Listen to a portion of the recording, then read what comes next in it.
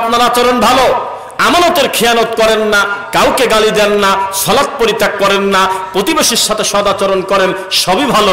শুধুমাত্র একটা তাবিজ গলায় নিয়েছেন, তবুও তার ভিতরে কোনো ব্রাহ্মণের কথা লেখা নাই, আমার রবের কথা লেখা আছে। ভালো মনে করে তাবিজটা গলায় নিয়ে এই তাবিজের উপরে ভরসা করে আপনি ঈমান হারায় কবরে চলে গেলেন, আপনার জন্য আমাদের আফসোস তো লাগবেই লাগবে। বোঝা যাচ্ছে নাকি? আউযু বিল্লাহি মিনাশ শাইতানির রাজিম। ওয়ালাকাদ বাআসনা ফি কুল্লি উম্মাতির রাসূল, অবশ্যই আমি প্রত্যেক জনপদে প্রত্যেক উম্মতের উপরে রাসূল প্রেরণ করেছি একটা মাত্র উদ্দেশ্যে, আনি আবুদুল্লাহ, আল্লাহর ইবাদত করবে, ওয়াজতানিবুত তাগুত, তাগুতকে বিসর্জন করবে, তাগুতকে পরিত্যাগ করবে। আমাদের দেশের হুজুরদের কাছে যদি বলা হয় যে এটা কোন তাগুত, তখন বলতেছে অমুককে মারো, ধরো আর ওকে নামায় চেয়ার থেকে তুমি বসে যাও, এটাই বলছে। আমরা বুঝেছি তাগুত হলো ইবলিস, আমরা বুঝেছি তাগুত হলো আল্লাহর ওহী যারা বহির্ভূত চলে, আল্লাহর ওহীর বাইরে যারা আমল করে চলে, শিরক করে সেটা তাগুত, কুফরি করে সেটা তাগুত, বিদআত করে সেটা তাগুত। সমস্ত পাপকে একসঙ্গে আরবিতে তাগুত বলতেছে, আর নূর বলতেছে হলো হেদায়াত, নূর মানে হলো ইসলাম। অথচ আমাদের দেশে এই তাগুতের ভুল ব্যাখ্যা করে এই লোকটার ঈমানেরও 12টা বাজায়, এই লোকটার আকীদা তো কিছুই বোঝে না। বোঝা কি যাচ্ছে? তাহলে মানুষ তার রবের ইবাদত করবে, এটাই কি তার সৃষ্টির উদ্দেশ্য? বুঝতেছেন কথা? আপনাকে আমি এতটুকু একটা বিষয় আমি আশ্বস্ত করতে পারি, আমার সামনে কতজন লোক বসে আছেন সেটা জরুরি না, তবে আমি যেহেতু আজকের মাহফিলের বক্তা, ইনশাআল্লাহ আমি ইনসাফ করে, আমি আমানত ঠিক রেখে আমি বক্তব্য দেব দীর্ঘ সময়, যত সময় আপনাদের প্রতি আমার ইনসাফ করা হয় ইনশাআল্লাহ। উঠতে উঠতে যদি চানাচুর খেতে যান, মরার জিলাপি যদি আজই খেতে চলে যান, বাদাম খেতে খেতে চলে যান, আমার কিচ্ছু আসা যায় না। আপনি চতুষ্পদ জন্তুর মতো ব্যবহার করলেও আমি একজন মুসলিম ভাই হিসেবে এই বৈঠকে কিছু কোরআন সুন্নাহর কথা বলবো, তারপরে যাবো ইনশাআল্লাহ। আল্লাহ সুবহানাহু ওয়া তাআলা বলতেছেন, হুয়াল্লাযী বাআসা ফিল উম্মিয়্যিনা রাসূলাম মিনহুম। আমি আয়াতগুলো পড়ে যখন অনুবাদ করব, তখন আমার বাম পাশে দুইজন আলেমের মুখের দিকে তাকাবেন, তাহলে বিশ্বাস আসবে যে আমি কথাগুলো ঠিক বলতেছি না মিথ্যা মানুষের কথা কপি করে বলতেছি। সেই হলো রব্বুল আলামিন, যেই আল্লাহ তোমাদের মতো উম্মীদের ভিতর থেকে আল্লাহ নবী বের করেছেন। কি কারণে বের করেছেন? ইয়াতলু আলাইহিম আয়াতি, যাতে তোমাদের সামনে আয়াত তিলাওয়াত করতে পারে, ওয়ায়ুযাক্কিহিম, তোমাদেরকে পবিত্রমূল কিতাব শিক্ষা দিতে পারে, দুনিয়াতে পাঠিয়েছিলেন। এখানে একটু থামায় দেই আপনাদের। ইউযাক্কিহিমের অনুবাদ করতেছে একটা বড় মুফতি, যার নামের আগে লেখা হয় হলো তরজুমানে আহলে সুন্নাত ওয়াল জামাত বা মুনাজারে মিল্লাত, বা এরকম বড় লকব দেওয়া হয় একটা মুফতির। এই মুফতি বলতেছে ইউযাক্কিহিম বলে আল্লাহ এখানে পীর মুরিদিকে বৈধ করে দিয়েছে। এটা বলতেছে আল্লাহ যদি বলতেন আমি তোমাদেরকে নবী দিয়েছি, কিতাব দিয়েছি, যাতে তোমরা অন্তর পরিশুদ্ধ করতে পারো, তাহলে পীর লাগতো না। যেহেতু বলতেছে ইউযাক্কিহিম, পবিত্র করানোর জন্য, তাহলে বোঝা গেল এটা নিজে করার জিনিস না। একটা কামেল পীর হলে আমার আত্মা পরিষ্কার করে দেবে। নাউজুবিল্লাহ বলে না, কিছুই কয় না। বেদাতির মতো ঝুলে ঝুলে কিছু তো মারবির পারেন নাকি? লিল্লাহি তাকবীর। আসলে আমি আপনাদেরকে ভালোবাসি আল্লাহর জন্য। সংখ্যার বিবেচনা কোনোদিন সত্যের মাপকাঠি না। এই মাহফিলে যদি 20 জন লোক বসে থাকতেন, আমরা এই 20 জনের প্রতি খেয়াল রেখে কোরআন সুন্নাহর কথা বলতাম। কারণ আপনি শুনতেছেন 20 জন, কালকে সকালে 20 লক্ষ মানুষের কাছে এই দিনটা পৌঁছে দিতে পারে কিনা বলেন? তাহলে আপনার কথাই মাথায় নেব কেন? 2, ওয়ামা ইউমিনু আকসারুহুম বিল্লাহ ইল্লা ওয়া হুম মুশরিকুন। আল্লাহর কথা, সূরা ইউসুফ 106 নম্বর আয়াত। অধিকাংশ লোক তারা ঈমান আনে, তারা পরে স্লোগান দিচ্ছে লা ইলাহা ইল্লাল্লাহ, তারা স্লোগান দিচ্ছে কালেমা শাহাদাতের, ইল্লা ওয়া হুম মুশরিকুন, এর পরেও তারা মুশরিক, তারা শিরক করে। নাউজুবিল্লাহ পড়েন।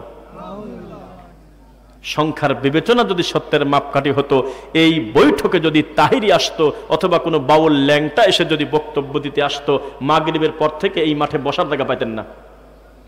সংখ্যার বিবেচনা কখনো সত্যের মাপকাঠি নয়, সত্যের মাপকাঠি হলো আল্লাহর ওহী। কি? আল্লাহর ওহী। এই ওহীর ভিত্তিতে দিন প্রচার করতে চাই। আল্লাহ তুমি তৌফিক দাও, বলেন আমিন। রাসূল সাল্লাল্লাহু আলাইহি ওয়াসাল্লামকে আল্লাহ বলতেছেন, ইন্নাল্লাহা, নিশ্চয় আল্লাহ, লা ইয়াগফিরু, ক্ষমা করেন না, আন ইউশরাকা বিহি, তার সঙ্গে শরীক করাকে, ওয়া ইয়াগফিরু, তবে ক্ষমা করে দেন, মা দুনা যালিকা লিমান ইয়াশা, শিরকের থেকে নিচের যত পাপ আল্লাহ যাকে খুশি ক্ষমা করে দিতে পারেন। ওয়া মান ইউশরিক বিল্লাহ, কেউ যদি আল্লাহর সাথে শিরক করে, ফাকাদ হাররামা আলাইহিল জান্নাহ, জান্নাত তার উপরে হারাম।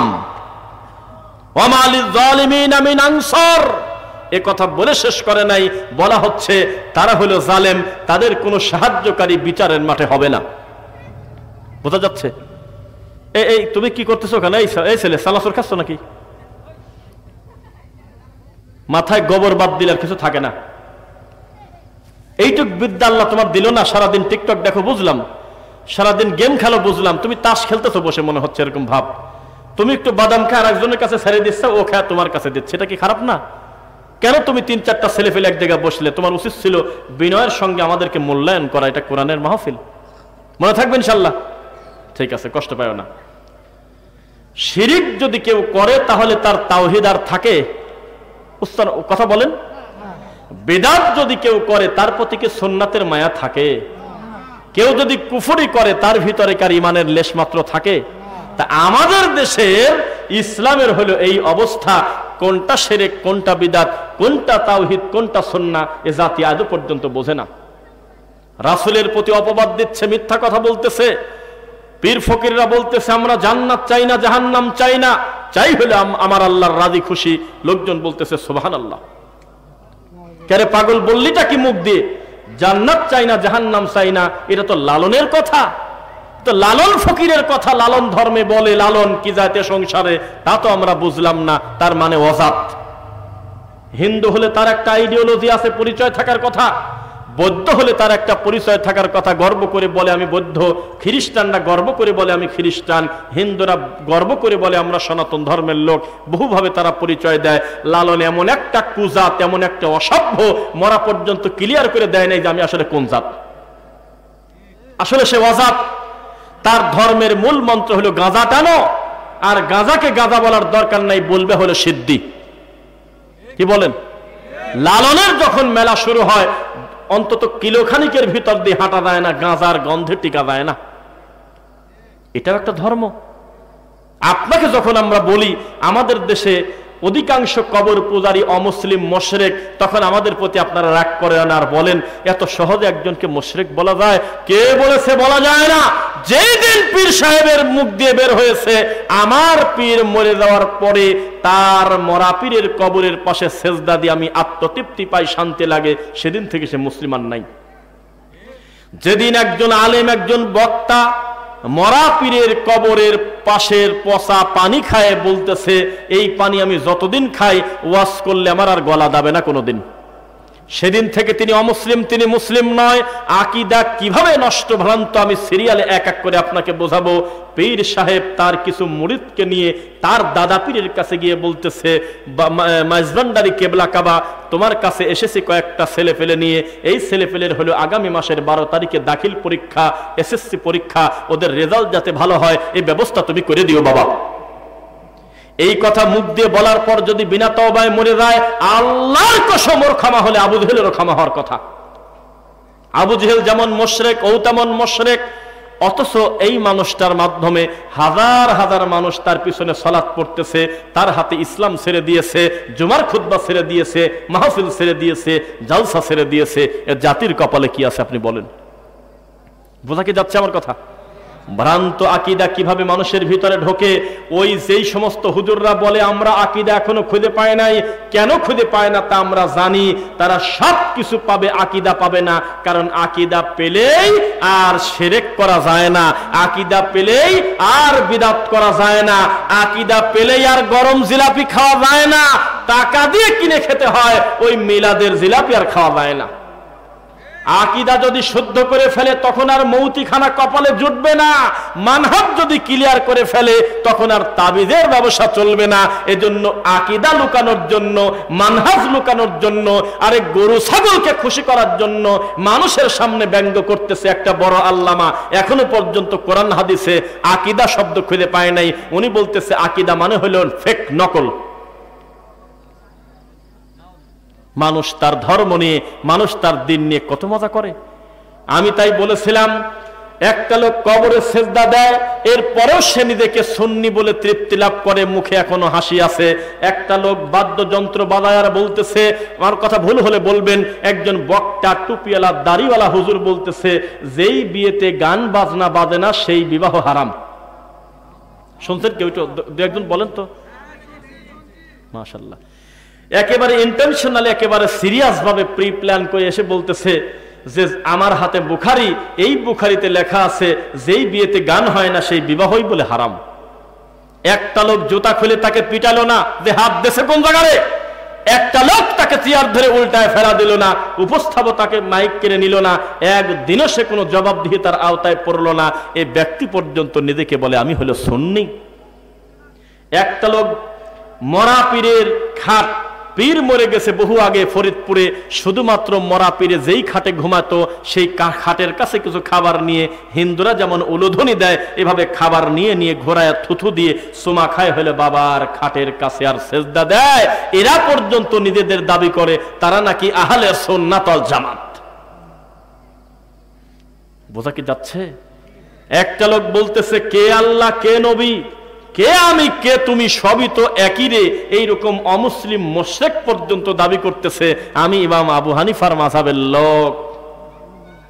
আর আহলুল হাদিসরা কোরআন এবং সহিহ হাদিসের বাইরে কোনো ব্যক্তি পূজা করে না, ঠিক কিনা বলেন?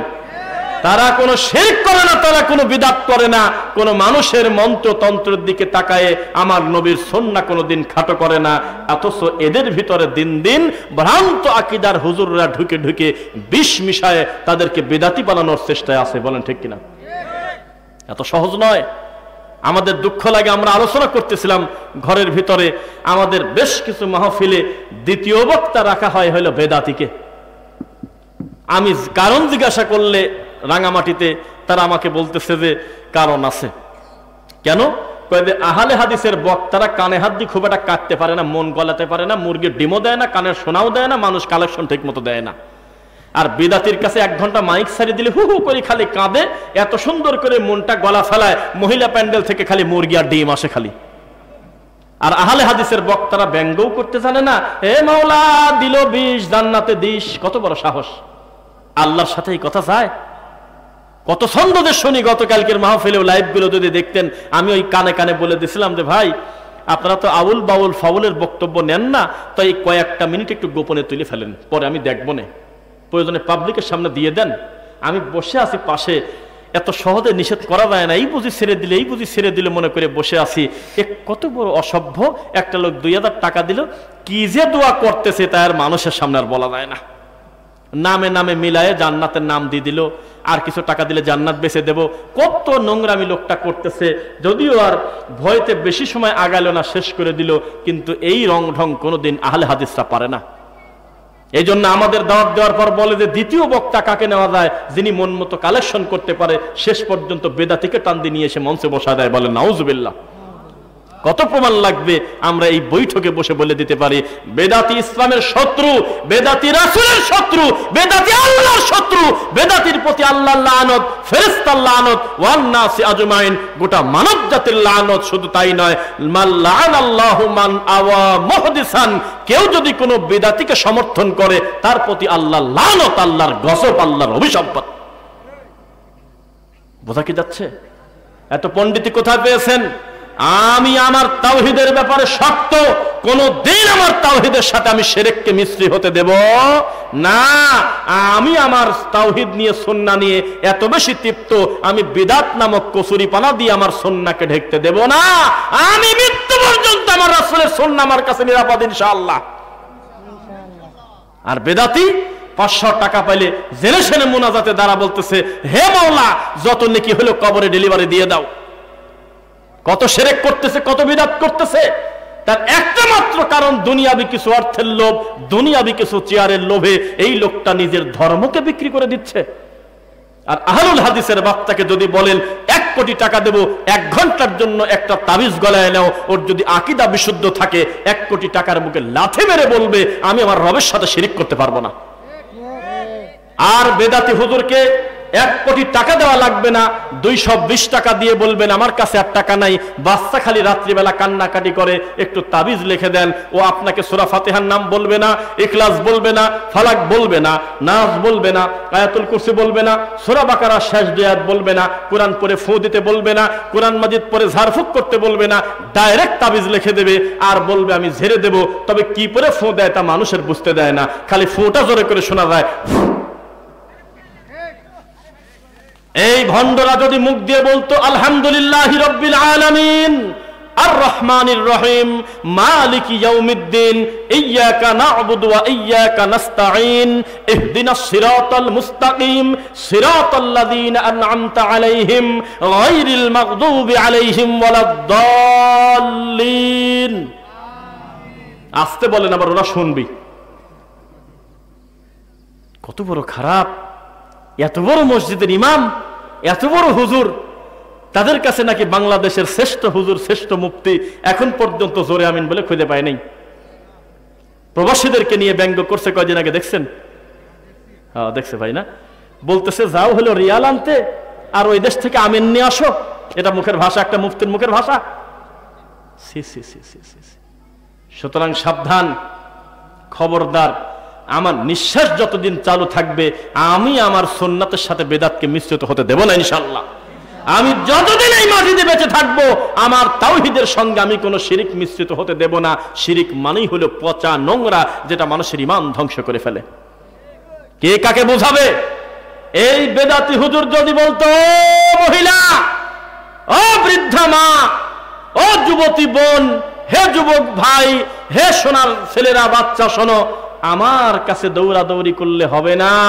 নিজের বাড়িতে বসে নিজের বাচ্চাকে তুমি আর তোমার বউ 2 জন মিলে সূরা ফাতিহা পড়ো, ইখলাস পড়ো, ফালাক পড়ো, নাস পড়ো, আয়াতুল কুরসি পড়ো, বাকারা শেষ 2 আয়াত পড়ো, মাসনুন জিকির করো, আল্লাহর কাছে কল্যাণ কামনা করো, আউযু বিকালিমাতিল্লাহি তাম্মা মিন শাররি মা খালাক, এগুলো বলে বলে তোমার বাচ্চাকে ঝাড়ফুঁক করো আর ভালো ডাক্তারকে দিয়ে দেখাও। এর পরেও যদি মরে যায় তুমি মনে করবে এটা তোমার আমানতে নাই, কিছুদিন আল্লাহর আমানত ছিল, আবার আল্লাহর জিনিস আল্লাহ নিয়ে গেছে।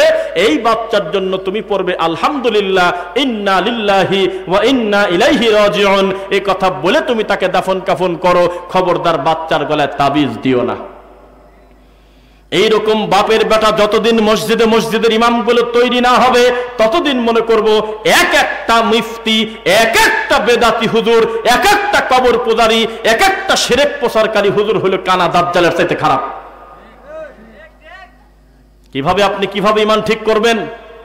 আপনি এসএসসি পাস করার পরে কোন কলেজে ভর্তি হবেন এই ব্যাপারে আমার কোনো কথা নাই, এটা আপনার স্বাধীনতা আছে। আপনি এসএসসি পাস করার পরে পলিটেকনিক্যালে চলে যাবেন নাকি ইন্টারে ভর্তি হবেন না কোন কলেজে পড়বেন সেটা আপনার স্বাধীনতা আছে কিনা। কিন্তু ভর্তি যখন আমার মাদ্রাসায় হয়ে গেছেন তখন আমার নীতি অনুযায়ী আপনি চলতে বাধ্য। এখন যদি বলেন এসএসসি পাস করেছি বাপের টাকা খরচ করে নিজের মতো করে, ইন্টার ভর্তি হয়েছে নিজের বাপের টাকা খরচ করে, ফর্ম তুলে আমি আমার মন মতো ভর্তি হয়েছি, আমি 3 মাস পর পর খালি একদিন আসবো, হাফ প্যান্ট পরে আসবো আর মেয়ে ছেলে ফেলের সাথে আড্ডা দেব, পিঠের চামড়া তুলে দেবে প্রতিষ্ঠান। ভর্তি হয়েছিস বেটা নিজের মতো, যতদিন পর্যন্ত এই প্রতিষ্ঠানে পড়াশোনা করবি এই প্রতিষ্ঠানের রুলস এন্ড রেগুলেশন মেনে তোকে চলতে হবে, ঠিক কিনা? যখন আপনি পড়েছেন লা ইলাহা ইল্লাল্লাহ, যেদিন আপনি তাওহীদের স্বীকৃতি দিয়েছেন সেদিন থেকে তাবিজ বিক্রি করা বন্ধ, সেদিন থেকে মিলাদ পড়ে খাওয়া বন্ধ, সেদিন থেকে পীর মুরিদি করা বন্ধ, সেদিন থেকে তাবিজ কবজের ব্যবসা বন্ধ, সেদিন থেকে আল্লাহর সাথে শিরিক করা বন্ধ, সেদিন থেকে রাসূলের সাথে বিদআত করা বন্ধ, নইলে তোমার এই প্রতিষ্ঠান থেকে পেটাই চামড়া বের করে দেওয়া হবে ইনশাআল্লাহ। এটা আমি করব না, এটা কবরে দেওয়ার সাথে সাথে শুরু হবে। এর নামই হলো ইসলাম।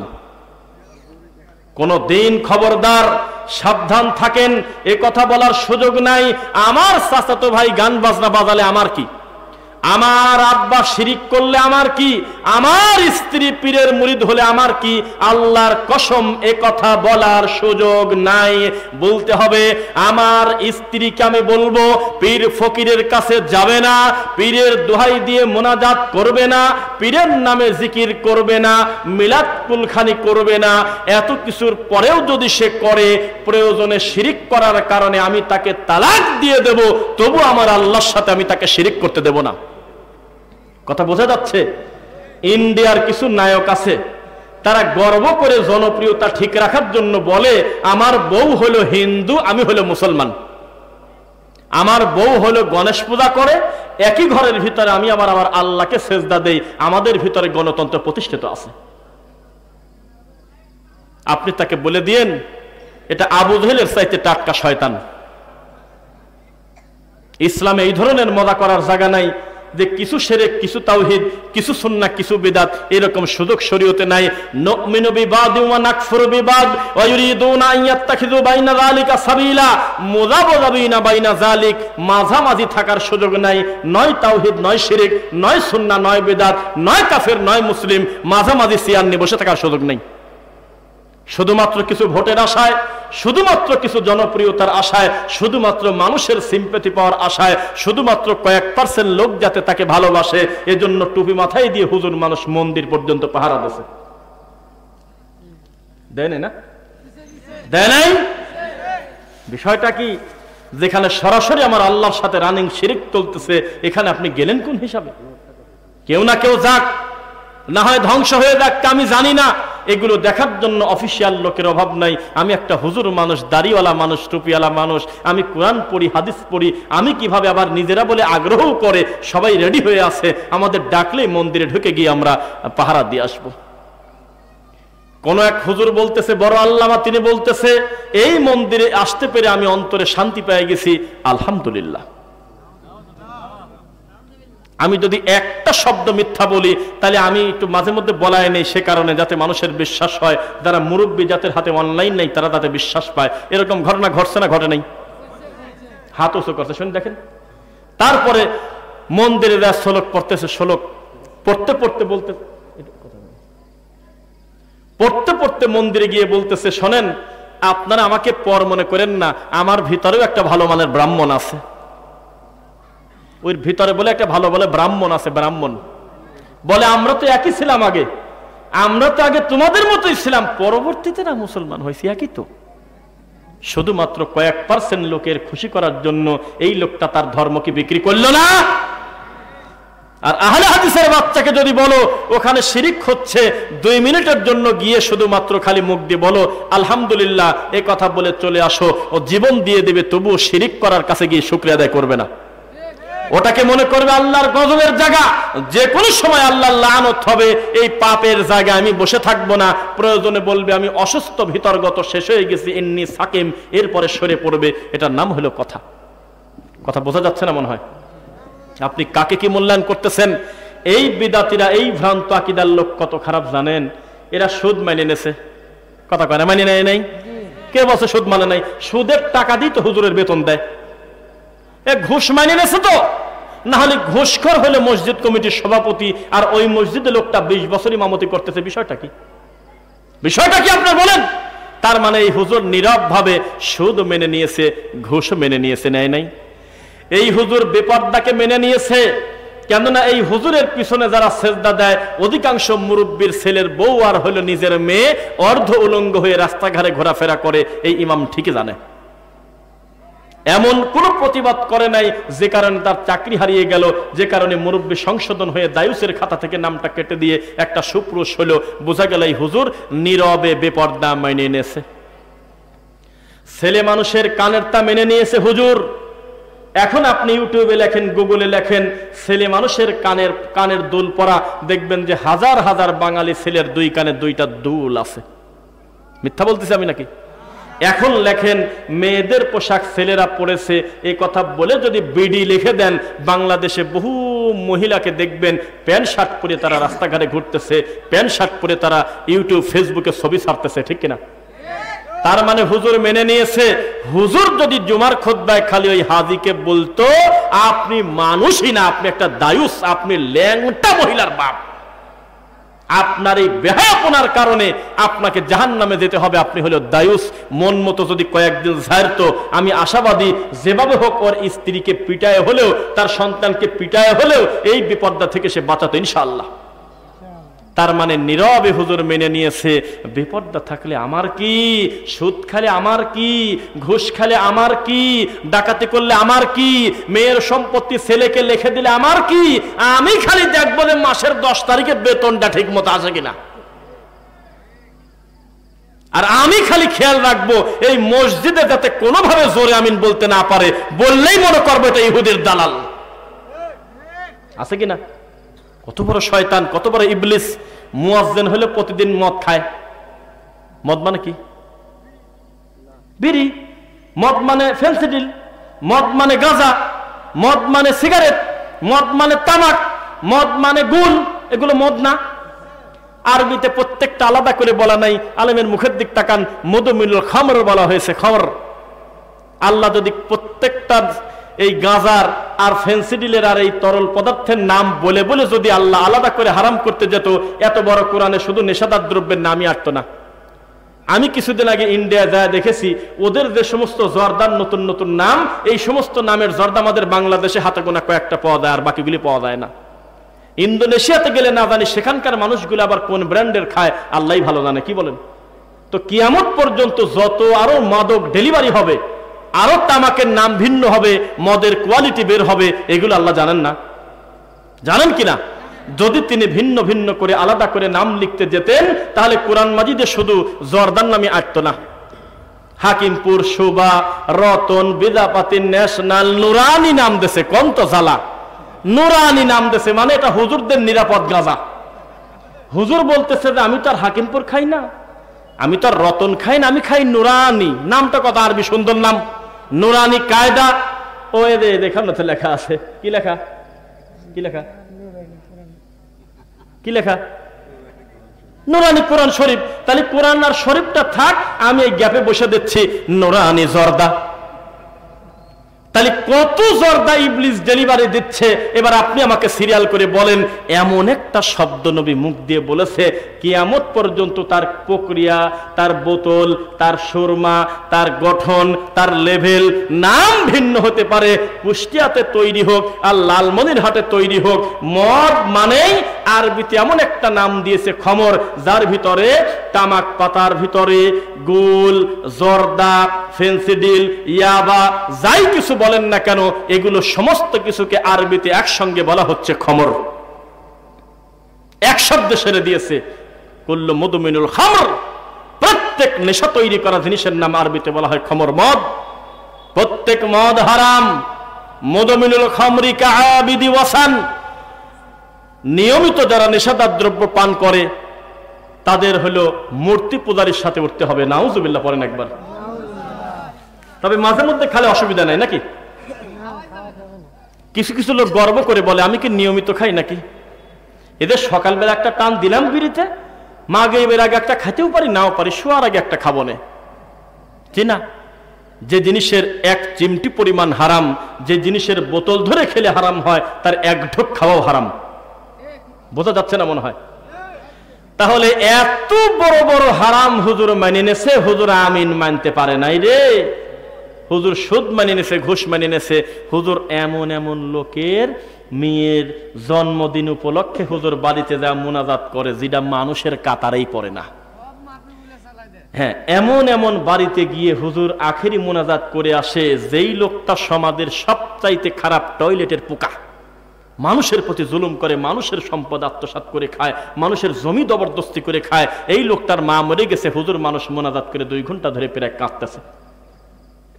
এত কিছু মানিয়ে নেছে, কিন্তু জোরে আমিন মানিয়ে নিল না, রফল আদাইন মানিয়ে নিল না, বুকে হাত বাঁধা মানিয়ে নিল না, এই লোকটা পায়ের সাথে পা মিলানো মানিয়ে নিল না।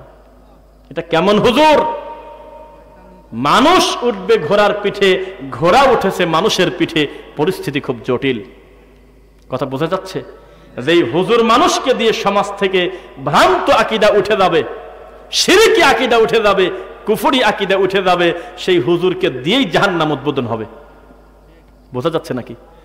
হয়েছে ওই একটা জায়গায় গেছি, আমাকে বলতেছে যে হুজুর 1 লাখ টাকার কমে বক্তা আসে না, এদের ব্যাপারে কিছু বলেন। আগে হলো 40, পরে হলো জুমার নামাজের আগেই দেওয়া লাগবে হলো 70,000, বাকি 70, নইলে তিনি স্টেজে উঠবে না। সাতক্ষীরাতে ঘটনা তো দেখলেন, সবাই দেখছেন নাকি? ছিল হলো 60,000 মনে হয় না, কত 60,000, হ্যাঁ। আগে নেছে 20 আর 40 বলতেছে জোহরের আগে যদি না দেন আমার মোবাইলে বা অ্যাকাউন্টে, তাহলে আমি স্টেজে উঠবো না। পরে যাই হোক আমরা সেটা প্রকাশ পেল, তাকে কমিটি ধরছিল। তা আমি বললাম দেখেন আপনারা কিন্তু অ্যামাউন্টের দিকে ঢুকে গেছেন, এটা একটা ফ্যাক্ট, তবে আমি ঢুকে গেছি অন্যদিকে। আমি চিন্তা করতেছি আমার ফোকাস অন্যদিকে। এতগুলো টাকা না, একটা সামর্থ্যবান লোক যদি একটা হুজুরের হাতে ওয়াজের শেষে 1 কোটিও টাকা দেয়, আমরা তবুও বলবো একটা আলিফের দামও হয় না, কেননা এগুলো বিক্রি করার জিনিস না। ওনাকে ভালোবেসে কয় টাকা দিলে তা আমি জানি না, এটা জাগতিক ব্যাপার, দুনিয়াবি ব্যাপার। কিন্তু আমার একটা প্রশ্ন আছে, এতগুলো টাকা নিয়ে উনি মঞ্চে এসে কামটা করলো কি? এটা হলো আমার কথা। উনি যে টাকাটা নিল নিক, কিন্তু কামটা করে থেকে গেল কি? আসি বলেন, 1-1.5 ঘন্টা এই লোকটা মঞ্চে এসে কি কাজটা করলো? 10টা জাল হাদিস বলে চলে গেছে, যা। অথচ 2 মাস ধরে এলাকার লোক টাকা পয়সা, মুষ্টির চাউল, মুরগি, ডিম, কত হাঁস বিক্রি করা টাকা, কত নিরীহ কোরআনে হাফেজ ছেলে রাস্তায় রাস্তায় দাঁড়ায় টাকা তুলে, বাজারে বাজারে কষ্ট করে টাকা তুলে, এই মুরব্বী তার ছেলের কাছ থেকে টাকা নিয়ে, এই ভাই তার বন্ধুর কাছ থেকে মোবাইলে টাকা নিয়ে, বাপ তার প্রবাসী ছেলের কাছ থেকে টাকা নিয়ে 3 মাস ধরে টাকা গোছাইছে হলো 1,20,000, আর বক্তার বিল হলো 1,30,000। তাও বিমানে আসবে, 50 মিনিটের বেশি কথা বলবে না। সবই মানিয়ে নিলাম, কিন্তু বক্তার জালসায় উঠে বলতেছে আহলে হাদিসরা ইহুদিদের দালাল, ঠিক কিনা বলেন? আর আপনি বলতেছেন ঠিক। এই তো আপনার ওয়াজ। ভিতরটা আমাদের ফিরে যায়। এতগুলো টাকা নিচ্ছে বক্তা। এই যে বগুড়া কোলগিরাম দুপচাচিয়া নাম শুনেছেন? এটা আমার ভাইরা সাক্ষী আছে। সেই মাহফিলে গিয়েছি, আল্লাহর কসম এই মাহফিলের কমিটি আমাকে বলল হুজুর নাম বলবো না, রকেট হুজুরে চেনেন? হ্যাঁ চিনি। তো সেই হুজুরেকে আমরা দাওয়াত দিতে গেছিলাম, আর বললাম কত চান? কয় যে 70 দিও। আমরা বললাম দিলাম, 70 দিলাম, কিন্তু ডেট কবে দিবেন তাই বলেন। কয় যে না, টাকা 70 দিবে, 6 মাস পরে আমরা জানাবো তোমাকে, তোমাকে কবে ডেট দেওয়া যায়। কয় যে কোন জ্বালায় পড়লাম, মানে টাকা নিবে কিন্তু প্রথমে 6 মাসের ভিতরে জানতে দেবে না উনি কবে আসতে পারবে। কোন বিপদ কোন? এত বড় দামি বক্তা বলতেছে আমি এখন আর বিমানে চড়ি না, আমি রকেটে চড়ি। ডোনাল্ড ট্রাম্পের কথা কোরআন আর হাদিসে বলে খুঁজে পাইছে লোকটা। আমার হাতে কোরআন না, বলেন তো দেখি আমি কি মিথ্যা বলতেছি? সাক্ষী দেন না 2-1 জন। শুনছেন না? কি বলছে বলেন আপনি দিয়ে শুনি। নাম বলবেন না, কি বলছে এটা বলতেছি। হুবহু এই কথাই বলছে। জালসার মঞ্চে আমি লজ্জায় মরি। আল্লাহ, এত হুজুর মানুষ বসে আছে তার বক্তব্যে, এত আলেমুন আমার সামনে, এত শ্রোতার সামনে কথা বলল কিভাবে মুখ দিয়ে যে ডোনাল্ড ট্রাম্পের নাম হাদিসে পাওয়া গেছে? এটা কি ভাষা? রানী আল্লাহ রাসূলের নামে রওনা দিলাম, আল্লাহ রাসূলের নামে রওনা দিলাম, আল্লাহ রাসূলের নামে দোয়া করবেন। আল্লাহ রাসূল সব জানে, বলে কিনা কথা? বলে যে সব আল্লাহ রাসূল জানে। আল্লাহ রাসূলকে বলতে হয়তো সব কে জানে? আল্লাহ। বলেন কে জানে? আল্লাহ। আর মুহাম্মদ সাল্লাল্লাহু আলাইহি ওয়াসাল্লাম তিনি গায়েবের মালিক নন। তিনি বলেছেন কুল, হে নবী আপনি বলে দেন, লা ইয়ালামু মান ফিস সামাওয়াতি ওয়াল আরদিল গায়বা ইল্লাল্লাহ। আসমান আর জমিনে আল্লাহ ছাড়া গায়েবের মালিক কেউ নাই। এ কথা নবী বলতেছে, সুবহানাল্লাহ, পবিত্র কোরআনের কথা। তাহলে গায়েবের মালিক কে? না না, বলতে হতো একমাত্র আল্লাহ। গায়েবের মালিক কে? যদি বলেন যে লা ইলাহা ইল্লাল্লাহ মানে আল্লাহ ছাড়া মাবুদ নাই, তাহলে অর্থটা পূর্ণতা পাইল না। বলতেছে আল্লাহ ছাড়া সত্য কোনো মাবুদ নাই। এবার এখন মনে পড়ে গেল আয়াতটা বলি। আয়াতটা হলো, খেয়াল করবেন সবাই, বলতেছে সব মাবুদকে, লা তাযারুন্না আলিহাতাকুম ওয়ালা তাযারুন্না ওয়াদ্দাও ওয়ালা সুওয়াআ ওয়ালা ইয়াগুসা ওয়া ইয়াউকা ওয়া নাসরা। ওরা বলতেছে সব মাবুদকে একসাথে বাদ দিও না, কিছু থাক, ইয়াগুস থাক, ইয়াউক থাক, নাসার থাক। কয়েকটা মাবুদ থাক, আর সমস্ত মাবুদকে তোমরা তালাক দিয়ে দাও, আল্লাহ আর হাতে গোনা 5-6 জনকে ঠিক রাখো। এ কথা বলে তাদের মূর্তি করা হলো, বা তাদেরকে একটু কিছু একটা চিত্র করে দেওয়া হলো। আব্দুল্লাহ ইবনে আব্বাস রাদিয়াল্লাহু আনহু তিনি বলতেছেন ব্যাখ্যাতে এই আয়াতের, যে যারা এই মূর্তি মানে শুরু করলো বানানো, তারা সরাসরি তখনও পূজা করে নাই, আর যাদের মূর্তি বানালো তারাও লোক খারাপ না, তারা হলো ওই জামানার বুজুর্গ ভালো লোক। ওয়াদ্দা, সুয়া, ইয়াগুস, ইয়াউক, নাসর, এগুলো ভালো লোক, এগুলো বুজুর্গ লোক, সম্মানী লোক, এরা ভালো। তো ওরা করলো কি একটা আকৃতি দিয়ে দিল যে এদেরকে তো পরবর্তী জেনারেশন ভুলে যাবে যে এরা কি জিনিস ছিল, এরা তো ভালো লোক। এই কথা বলে একটা পর্যায়ে তারা মারা গেছে। মারা যাওয়ার পর তার ছেলে ফেলে এসে মনে করলো, আরে বাপ মা এত কষ্ট করে একটা আকৃতি দিয়ে গেছে, এ তো ধুলা হয়ে গেছে রে, একটু চারপাশে বাঁধে দে, এ তো ধুলাবালি আসবে, তো কুকুর আসবে, বিড়াল আসবে রে। তখন তারা চারদিকে একটু যত্ন করতে করতে এক পর্যায়ে তারা পূজা শুরু করে দিল। একদিনে মাজারে সেজদা দেওয়া শুরু হয় নাই, যেদিন থেকে কোরআন মাজিদের নাম উঠে গিয়ে কোরআন শরীফ হয়েছে, সেদিন থেকে কবরের নাম হয়েছে মাজার শরীফ। একদিনে হয় নাই। এগুলো বুজুর্গদের পাপ, সমাজের ভালো মানুষের নামে এই সমস্ত কিছু বুজুর্গদের নোংরামিতে আমাদের এই দেশে শিরিক এবং কুফর উঠেছে। আমি একটা বক্তব্যে দেওয়ার আগে দ্বিতীয় বক্তা আমাকে প্রেসার দিয়ে দিচ্ছে, বলা চলে যে আমাদের দেশে ইসলাম নিয়ে আসতে হলো পীর ফকির। কি আনছে? পীর ফকির বলতেছে। 3-4 বার কথাটা উচ্চারণ করে বলল। পরবর্তীতে আমি সময় পেয়ে সালাম দিয়েই বলতেছি, আমাদের এই দেশে ইসলাম নিয়ে আসছে পীর ফকির, এই কথা যিনি বলেছে তার তাৎক্ষণিক পাবলিকের সামনে নতুন করে কালেমা তওবা পড়া উচিত। ইসলাম কোনো ব্যক্তির সাথে সম্পর্ক না, এটা হলো এই রশিটা আল্লাহর হাতে। কাকে দিয়ে তিনি দিনের খেদমত নেবেন এটা রব্বুল আলামিন জানে, কিন্তু ইসলাম নিয়ে আসছে পীর ফকির, এটা বলেন কোন এককেলে? জি, পীর টুপি নিয়ে আসছে হতে পারে, পীর মানুষকে একটু নামাজের দাওয়াত দিয়েছে হতে পারে, পীর মানুষকে দরুদ শিক্ষা দিয়েছে হতে পারে, নাও পারে, তবে পীরই নিয়ে আসছে এই দেশে শিরিক, পীরই নিয়ে আসছে এই দেশে মানুষ পূজা করা, পীরই নিয়ে আসছে জীবিত মানুষকে কিভাবে আল্লাহর আসনে বসানো যায়, পীরই নিয়ে এসে আমাদের দেশটাকে ধর্মটা একেবারে শেষ করে দিয়েছে।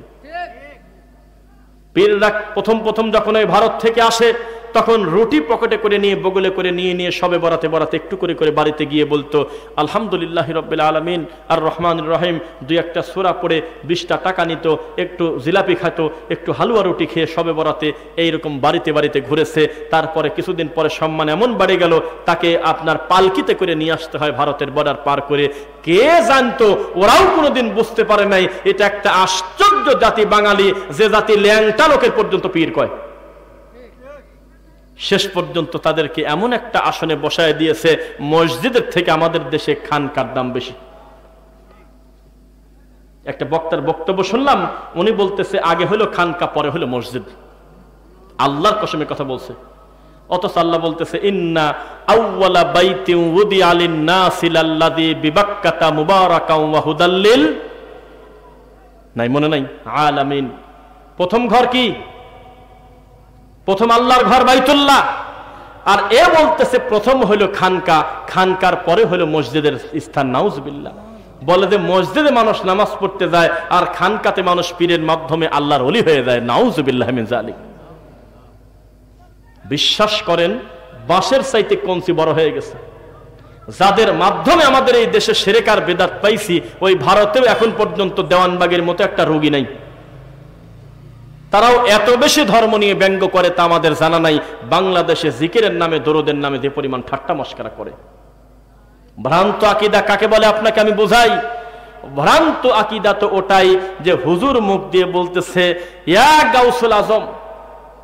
এ কথা একদিন যদি মুখ দিয়ে সে আব্দুল কাদের জিলানী রাহিমাহুল্লাহকে বলে থাকে, নতুন করে তাকে তওবা পড়তে হবে, কেননা গাউসুল আজম সাহায্যকারী একমাত্র রব্বুল আলামিন। কে সবচেয়ে বড় সাহায্যকারী? কে? আল্লাহ রাব্বুল আলামিন। কেউ যদি বলে মুহাম্মাদুর রাসূলুল্লাহ সাল্লাল্লাহু আলাইহি ওয়াসাল্লাম, আমরা যখন মিলাদ পড়ি যে কোনো সময় আমার নবী আমাদের এই মজলিসে এসে যেতে পারে, সেজন্য আমরা দাঁড়িয়ে তার সম্মানার্থে বলি ইয়া নবী সালাম আলাইকা। এই কথা বলার সাথে সাথে তাকে আর সুস্থ মস্তিষ্ক বলা যায় না, তিনি ভ্রান্ত আকীদার ভণ্ড মুসলিম। বোঝা কি যাচ্ছে? কেউ যদি বলে আল্লাহ হলে আমার কলবে, আল্লাহ সর্বত্র বিরাজমান, এ হলো আবু জেহেলের মতো বেঈমান কাফের। কেননা আল্লাহ সর্বত্র বিরাজমান, আল্লাহ হলে আমার কলবের ভিতরে, আমার কলব হলো আল্লাহর আরশ। এগুলো কোনো মুসলমানের মুখের ভাষা না। বোঝা যাচ্ছে? হুজুরের বাপরে বাপ, হুজুরকে খালি বলা হচ্ছে হুজুর আপনি বলতেছেন যে আল্লাহ সর্বত্র বিরাজমান, এটা তো কোরআন মাজিদের আয়াতের পরিপন্থী হয়ে যায়। হুজুর আপনি বলতেছেন যে আল্লাহ কলবে কলবে থাকে, এরা তো সূরা তাহার 5 নম্বর আয়াতের বিপরীত হয়ে যায়। আল্লাহ তার নিজের ব্যাপারে বলতেছে আর রহমানু আলাল আরশি ইস্তাওয়া, রহমান হলে আমি আরশের উপরে থাকি। তাহলে কিসের ভিত্তিতে আপনি বললেন কলবে? তখন হুজুর বলতেছে হানাফি মাযহাবে ঠিক আছে। চাঁপাইনবাবগঞ্জের শিবগঞ্জে একটা মসজিদে আমরা ফজরের সালাত পড়লাম। সালাম ফিরানোর পর ইমাম বলতেছে হুয়াল্লাহুল্লাযী লা ইলাহা ইল্লাহু আলিমুল গায়বি ওয়াশ শাহাদাতি হুয়ার রহমানুর রহিম, হুয়াল্লাহুল্লাযী লা ইলাহা ইল্লাহু আল মালিকুল কুদ্দুসুস সালামুল মুমিনুল মুহাইমিনুল আজিজুল জাব্বারুল মুতাকাব্বির সুবহানাল্লাহি আম্মা ইউশরিকুন, হুয়াল্লাহুল খালিকুল বারিউল মুসাউবিরু লাহুল আসমাউল হুসনা ইউসাব্বিহু লাহু মা ফিস সামাওয়াতি ওয়া মা ফিল আরদ। তারপর কি? ওয়া হুয়াল আজিজুল হাকিম। তার মানে সূরা বাকারার শেষ 3 আয়াত, সূরা হাশরের শেষ 3 আয়াত। আমি তাকে বললাম যে সূরা হাশরের শেষ 3 আয়াত পড়লেন, এর ফজিলতটা যদি বলে দিতেন। ও তো আমাকে চেনেন, আমি মানকি টুপি পরে আছি। যে ঠান্ডা পড়ছিল সেই সময় মানকি টুপি বানর টুপি চেনেন নাকি? মাথা দিয়ে কান মান দিয়ে কষে বাঁধা, হ্যাঁ। তারপরে আমি আমার মাছ পড়ছি, তো আমাকে অত ভালো বুঝতে পারে নাই। বলতেছে যে মাশাআল্লাহ আমার ভাই এটা সুন্দর প্রশ্ন করছে। তো উত্তর দিচ্ছে কেউ যদি সকালে পড়ে এটা সন্ধ্যার আগে যদি মরে যায় তো ৭০,০০০ রহমতের ফেরেশতা তার জন্য ক্ষমা চায়। সন্ধ্যায় পড়লে কয় যে কবলাল ফজর, ফজরের আগ পর্যন্ত যদি লোকটা মরে যায় তো ৭০,০০০ রহমতের ফেরেশতা তার জন্য দোয়া করে। আমি বললাম আছে কোন জায়গা? কয় যে আপনি মনে হয় ওহাবি।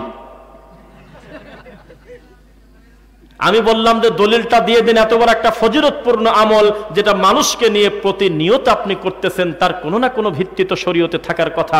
তখন আপনি বলতেছে আপনি প্রথমে বলবেন না যে আপনি লামাযহাবী, আপনি যদি হানাফি মাযহাব হতেন তাহলে ঠিক আছে। তখন আমি বললাম যে আমার তো জানা ছিল না হানাফি মাযহাবের সৃষ্টিকর্তা তো আলাদা। তখন লজ্জা পেয়ে বলতেছে যে না, কথাটা এভাবে আপনি বলতে পারেন না। আমি বললাম যে আমি প্রশ্ন করলাম কি আর আপনি উত্তর দিলেন কি? আমি বললাম যে আমার নবীর কোন হাদিসে আছে আর আল্লাহর কোরআন মাজিদের কোন আয়াত দ্বারা প্রমাণ হয় যে এটা পড়া যাবে। আপনি আমাকে জবাব দিচ্ছেন আপনি মনে হয় লামাযহাবী, এটা কোন উত্তর? তখন ওদের ভিতরে গ্রুপ টুপ আমাদের সাথে ঝগড়ায় ওদের দলটা ভারী হয়ে গেল। এই হলো সমাজের পরিস্থিতি। ভ্রান্ত আকীদা, জাল হাদিসের প্রভাবটা কত বেশি। এই দেশ আমি গতকালকে বলছিলাম এটা আশ্চর্যজনক দেশ, যেই দেশে মরা মানুষের খাদেম লাগে। হ্যাঁ, তারা মানুষের খাদেম লাগে না, মরা মানুষের খাদেম লাগে। বিপদ কন্ত কোন জ্বালা পড়ছি, মরে গেছে তার কি দরকার, এই লোকটার আবার খাদেম লাগে। এই দেশে কিভাবে আপনি সঠিক ইসলাম পাবেন? শেখ আব্দুর রাজ্জাক বিন ইউসুফ হাফিজাহুল্লাহ এই কথা সাধে বলে নাই যে ইসলাম সৌদি আরব থেকে ইরাকে ঢুকছে, ইরাক থেকে ইরানে, তারপরে পাকিস্তান দিয়ে ঘুরে পেঁচ খাতে খাতে আইসি বাংলাদেশে ঢুকে একেবারে আসলটা ওখানে বেশিরভাগ পড়েই আছে। আমরা যা পাইছি তা হলো শিয়া কেন্দ্রিক ভ্রান্ত আকীদা পাইছি। একদম রাইট কথা। নামের আগে করে কথায় কথায় আলী, আরে আলীর সাথে শত্রুতা বহু দূরের কথা। আলী রাদিয়াল্লাহু আনহুকে আমরা কলিজার অন্তরস্থল থেকে ভালোবাসি আল্লাহর জন্য। তারা হলো জান্নাতের সুসংবাদ প্রাপ্ত প্রথম সিরিয়ালের 10 জনের একজন তারা। আমরা সাহাবীদেরকে সবচেয়ে বেশি ভালোবাসি আল্লাহর জন্য নবীর পরে। মা আনা আলাইহি ওয়া আসহাবি, নবী বলেছেন আমাকে অনুসরণ করো, আমার সাহাবায়ে কেরামকে ইত্তেবা করো, অনুসরণ করো। আর সাহাবায়ে কেরামকে ভালোবাসবো না, এটা তো ঈমানের হতে পারে না। পারে কি? অথচ নামের আগে বলতেছে আলী, হাসান, হোসাইন। আছে কিনা বলেন তো দেখি? আছে? ওই যে নাম হলো, দাঁড়ান খেয়াল করবেন, নাম হলো ফাইন, মনে পড়ছে, নাম হইল নূর মোহাম্মদ। কি নাম? কোন হুজুর বলবে এই নামটা খারাপ? আপনি আমাকে উত্তর দেন তো দেখি। আর আমি আপনাদের সামনে আমি আমার আলেম ভাইকে জিজ্ঞাসা করি নূর মোহাম্মদ মানে কি? মোহাম্মদের নূর, তো এটা কি ধরনের নাম? নাম রাখতেছে ইয়াসিন, এর অর্থ নাই। নাম রাখতেছে হামিম, অর্থ নাই। নাম রাখতেছে ইয়াসিন, অর্থ নাই। নাম রাখতেছে মিম, অর্থ নাই। নাম রাখতেছে লামিয়া, অর্থ নাই। 2-3টা অক্ষর এক জায়গা করে নাম রাখতেছে, নাম রাখতে জ্ঞান লাগে কিনা বলেন তো দেখি? নামের শেষে কথায় কথায় আলী, নামের শেষে কথায় কথায় হাসান হোসাইন, ও তো বোঝে না এটা হলো শিয়াদের প্রভাবে হয়েছে আমাদের উপমহাদেশে।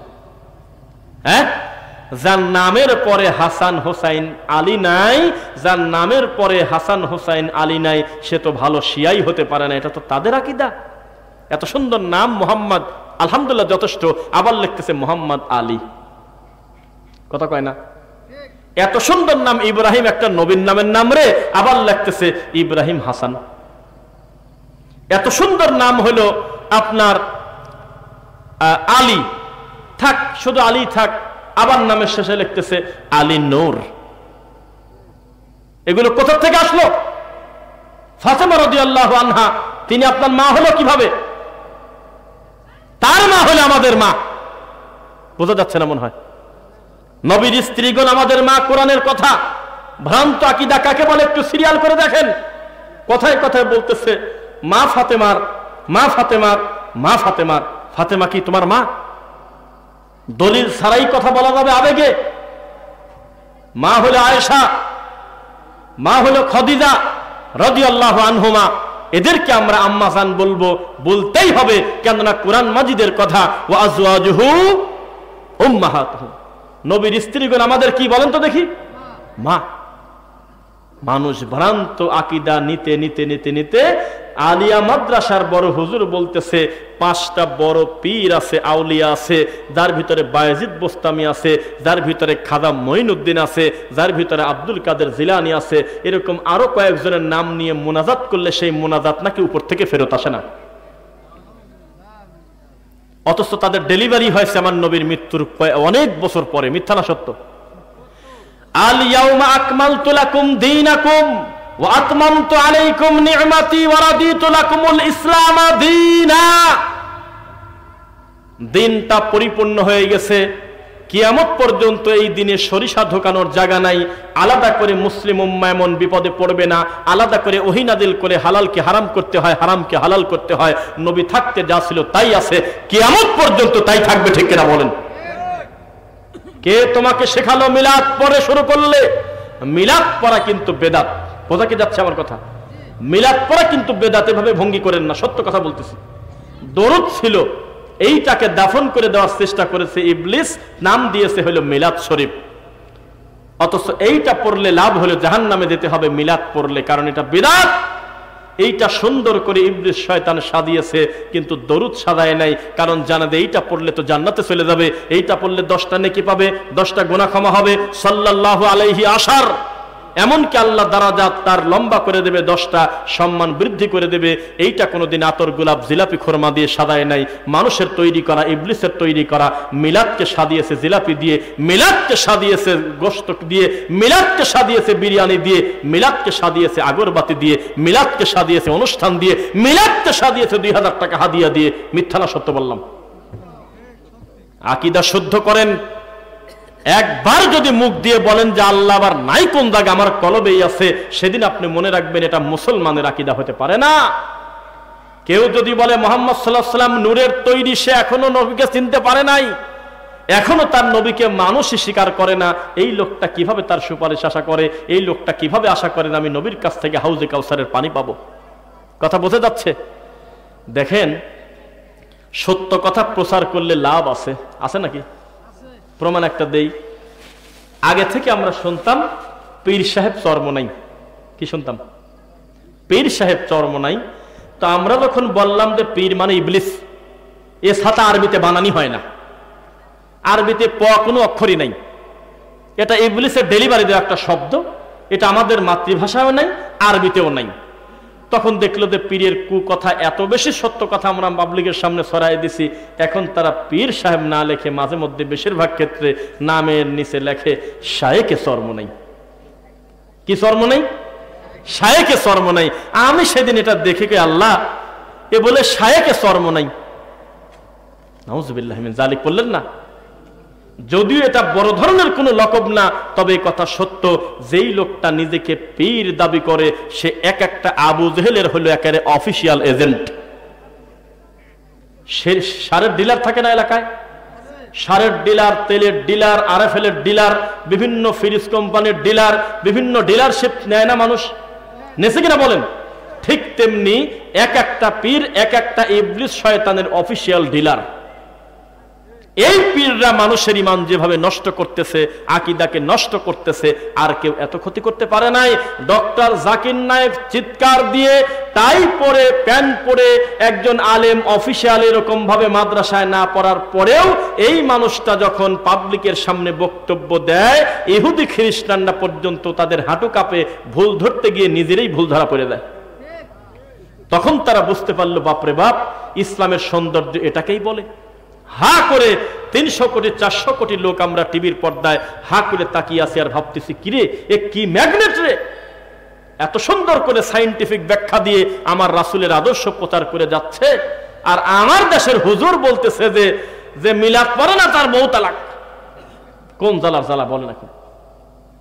আব্বাসে তো ডেলিভারি দিয়েছে কয়দিন আগে আর একটা কথা, যে নবীজির নাকি কবরকে রওজা মুবারক বললে সে বলে কাফের।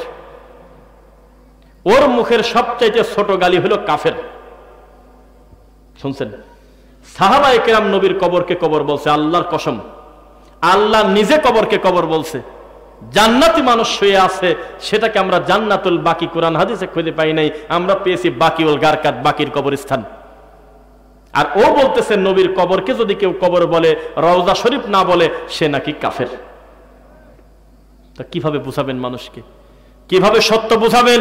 এই লোক যখন বক্তব্য দেয়, তার সামনে শ্রোতা থাকে প্রায় 50,000, আমি বক্তব্য দিলে আমার সামনে লোক থাকে 2,000ও না। তো জাতিতে বলবেই, আমাদের গালি দেবেই, কারণ এই যে হাজার হাজার বসে আছে, এগুলো হলো কচুরিপানা, এগুলো হলো গরু ছাগল, এদের কোনো ফিলিংস নাই, এদের কোনো অনুভূতি নাই, শিরক বোঝে না, বিদআত বোঝে না, তাওহীদ বোঝে না, সুন্নাহ বোঝে না, কিচ্ছু বোঝে না, খালি বোঝে হলো বক্তা গরম গরম কথা বলে যখন থামবে, আমি তখন বলবো যে ঠিক। এই তো আমাদের শ্রোতা। বোঝা যাচ্ছে? জবাবদিহিতা না থাকার কারণে মানুষ তার আকীদাকে ভ্রান্ত করতে করতে পরিস্থিতি কোন জায়গায় চলে গেছে। আর একটা কথা বলি, বাচ্চা যখন জন্ম নেয় তখন কাশি, তারপরে হলো কি বলে লোহা, তারপরে হলো আর কি শিক, এই ধরনের জিনিসগুলো বালিশের পাশে রাখে। আপনারা কি খবর পাইছেন কোনোদিন? মহিলারা দেখেন, কথা বলি আজকে নাকি, যে কয়জন থাকে থাকুক, আমরা সত্য কথা বলি, আমরা আশাবাদী আল্লাহ যাদের কবুল করবেন তারা শুনবে ইনশাআল্লাহ। আল্লাহর কসম, আমরা নিজেরা দেখেছি ছোটবেলায় দাদিদের, মা চাচিদের, বাচ্চা যখন জন্ম নিত, জন্ম নেওয়ার পরে তার বালিশের কাছে হাড় হাড্ডি, তারপরে লোহা, কাঁচি, তারপরে পেরেক, 4-5টা লোহার জিনিসপাতি রাখতো। গরুর হাড়, এই তো কাকা সাক্ষী দিয়েছে। তা আমরা যদি বলতাম যে এগুলো কেন, তো বলতো যে ইবলিস শয়তান বলে লোহা দেখি ভয় পায়। কি জ্বালায় পড়ছে বলেন এখন? একসময় ছিল না এটা? এটা কি একদিনই উঠে গেছে? এই মানুষ যখন বুঝলো যে না, বিয়াদিকাল খৈর, কল্যাণ আল্লাহর হাতে, আস্তে আস্তে আমাদের মা বোনদের এই শিরিকটা উঠে যায় নাই ভাই। এরপরে আসেন, আমি নিজে দেখছি আমার এক রিলেটিভের বাড়ি, আমি নাম বলাও মুশকিল আজকাল, কারণ আমাদের প্রতিটা বক্তব্য লাইভ হয়, ওরা আবার শুনে ফেললে লজ্জা পাবে। আমার নিজের খুব ঘনিষ্ঠ রক্ত, এটুকু বলে দিলাম। তার বাড়িতে আমি ছোটবেলায় দেখছি অনেক ছাগল ছিল, গরু ছিল, সুন্দর বড় ঘর ছিল, সেই ঘরের ভিতরে আল্লাহর কসম মূর্তি ছিল, অথচ মুসলমান। কি ছিল? মূর্তি। আর এখানে কি জানে এরকম করে দেওয়া। তা আমরা বলতাম যে এটা কেন, তো বলতেছে সাপ দুধ খাওয়া যায় তো, তাই মনসা দেবীর ছবি রাখছি। আবার বলে, আপনি মুরব্বী, আপনি বলেন কি কথা?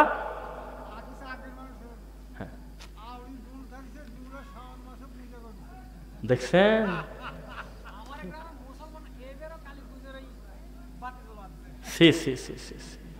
মুসলমান কালী পূজার বাতি জ্বালাইছে, বলতেছে সাক্ষী দিচ্ছে। এই এলাকায় আমি আসি নাই কোনোদিন।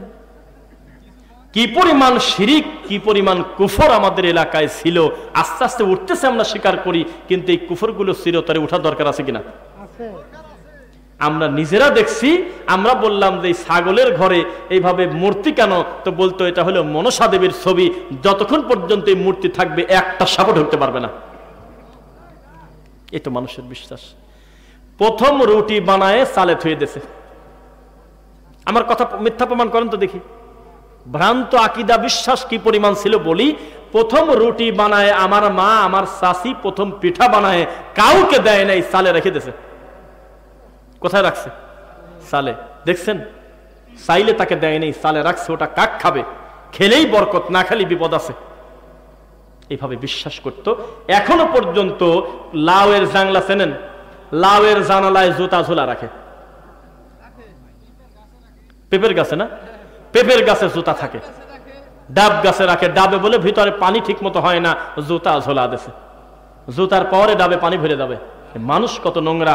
গাড়িতে যাচ্ছি প্রাইভেট কারে, সামনে যাচ্ছে ট্রাক, ট্রাকের নিচে জুতা ঝুলতেছে।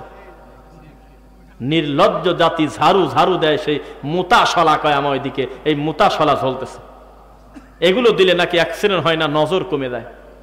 নাউজুবিল্লাহ। বাচ্চার কপালে কালো বড় টিপ, বলা হলে তো নিরীহ বাচ্চা, ওর তো গুনাই শুরু হয় নাই, শরীয়তে আসে নাই।